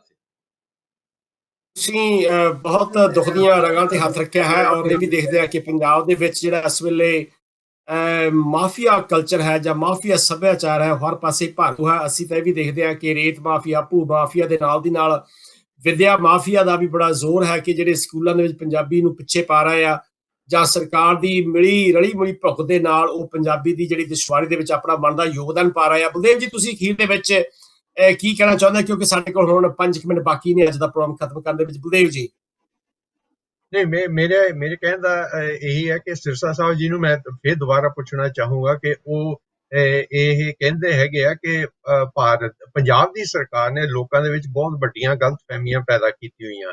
ਉਹਨਾਂ ਗਲਤਫਹਿਮੀਆਂ ਦਾ ਵਿਰੋਧ ਕਰਨ ਦੇ ਲਈ ਮੈਂ ਪੁੱਛਣਾ ਚਾਹੂੰਗਾ ਕਿ ਬਈ ਜਿਹੜੀਆਂ ਪੰਜਾਬੀ ਦੀਆਂ ਸਭਾਵਾਂ ਹੈਗੀਆਂ ਜਾਂ ਜਿਹੜੀ ਲੇਖਕ ਸਭਾ ਹੈਗੀ ਆ, ਇਹਨਾਂ ਦੇ ਅਗਲੇ ਕਦਮ ਕੀ ਹੋਣੇ ਚਾਹੀਦੇ ਆ ਤਾਂ ਕਿ ਇਹ ਲੋਕਾਂ ਨੂੰ ਦੱਸ ਸਕਣ ਔਰ ਕਿ ਜਿਹੜੀਆਂ ਗਲਤਫਹਿਮੀਆਂ ਹੈਗੀਆਂ ਸਰਕਾਰ ਦੀਆਂ, ਔਰ ਜਿਹੜੀ ਮਾਤ ਭਾਸ਼ਾ ਜਾਂ ਪੰਜਾਬੀ ਦੀ ਜਿਹੜੀ ਮਹੱਤਤਾ ਉਹ ਕੀ ਹੈਗੀ ਆ, ਕਿ ਜੇਕਰ ਤੁਸੀਂ ਸੰਘਰਸ਼ ਕਰਦੇ ਹੈਗੇ ਆ ਕਿ ਬਈ ਜਿਹੜੇ ਜਿੰਨੇ ਵੀ ਪ੍ਰਾਈਵੇਟ ਸਕੂਲ ਹੈਗੇ ਆ, ਸਰਕਾਰੀ ਸਕੂਲ ਹੈਗੇ ਆ ਜਾਂ ਯੂਨੀਵਰਸਿਟੀਆਂ, ਕਾਲਜ ਹੈਗੇ ਆ, ਉਹਨਾਂ ਦੇ ਵਿੱਚ ਪੰਜਾਬੀ ਨੂੰ ਸਿੱਖਿਆ ਦਾ ਮਾਧਿਅਮ ਬਣਾਇਆ ਜਾਵੇ, ਤਾਂ ਉਹ ਲੋਕਾਂ ਦੇ ਵਿੱਚ ਜਾ ਕੇ ਤੁਸੀਂ ਕਿਸ ਤਰ੍ਹਾਂ ਪ੍ਰਚਾਰ ਕਰਦੇ ਹੈਗੇ ਆ? ਕੀ ਲੋਕ ਤੁਹਾਡੇ ਨਾਲ ਤੁਰਨ ਲਈ ਤਿਆਰ ਹੈਗੇ ਆ ਜੀ ਇਹ ਪੰਜਾਬੀ ਹੀ ਹੋਣੀ ਚਾਹੀਦੀ ਹੈ, ਅੰਗਰੇਜ਼ੀ ਨਹੀਂ ਹੋਣੀ ਚਾਹੀਦੀ?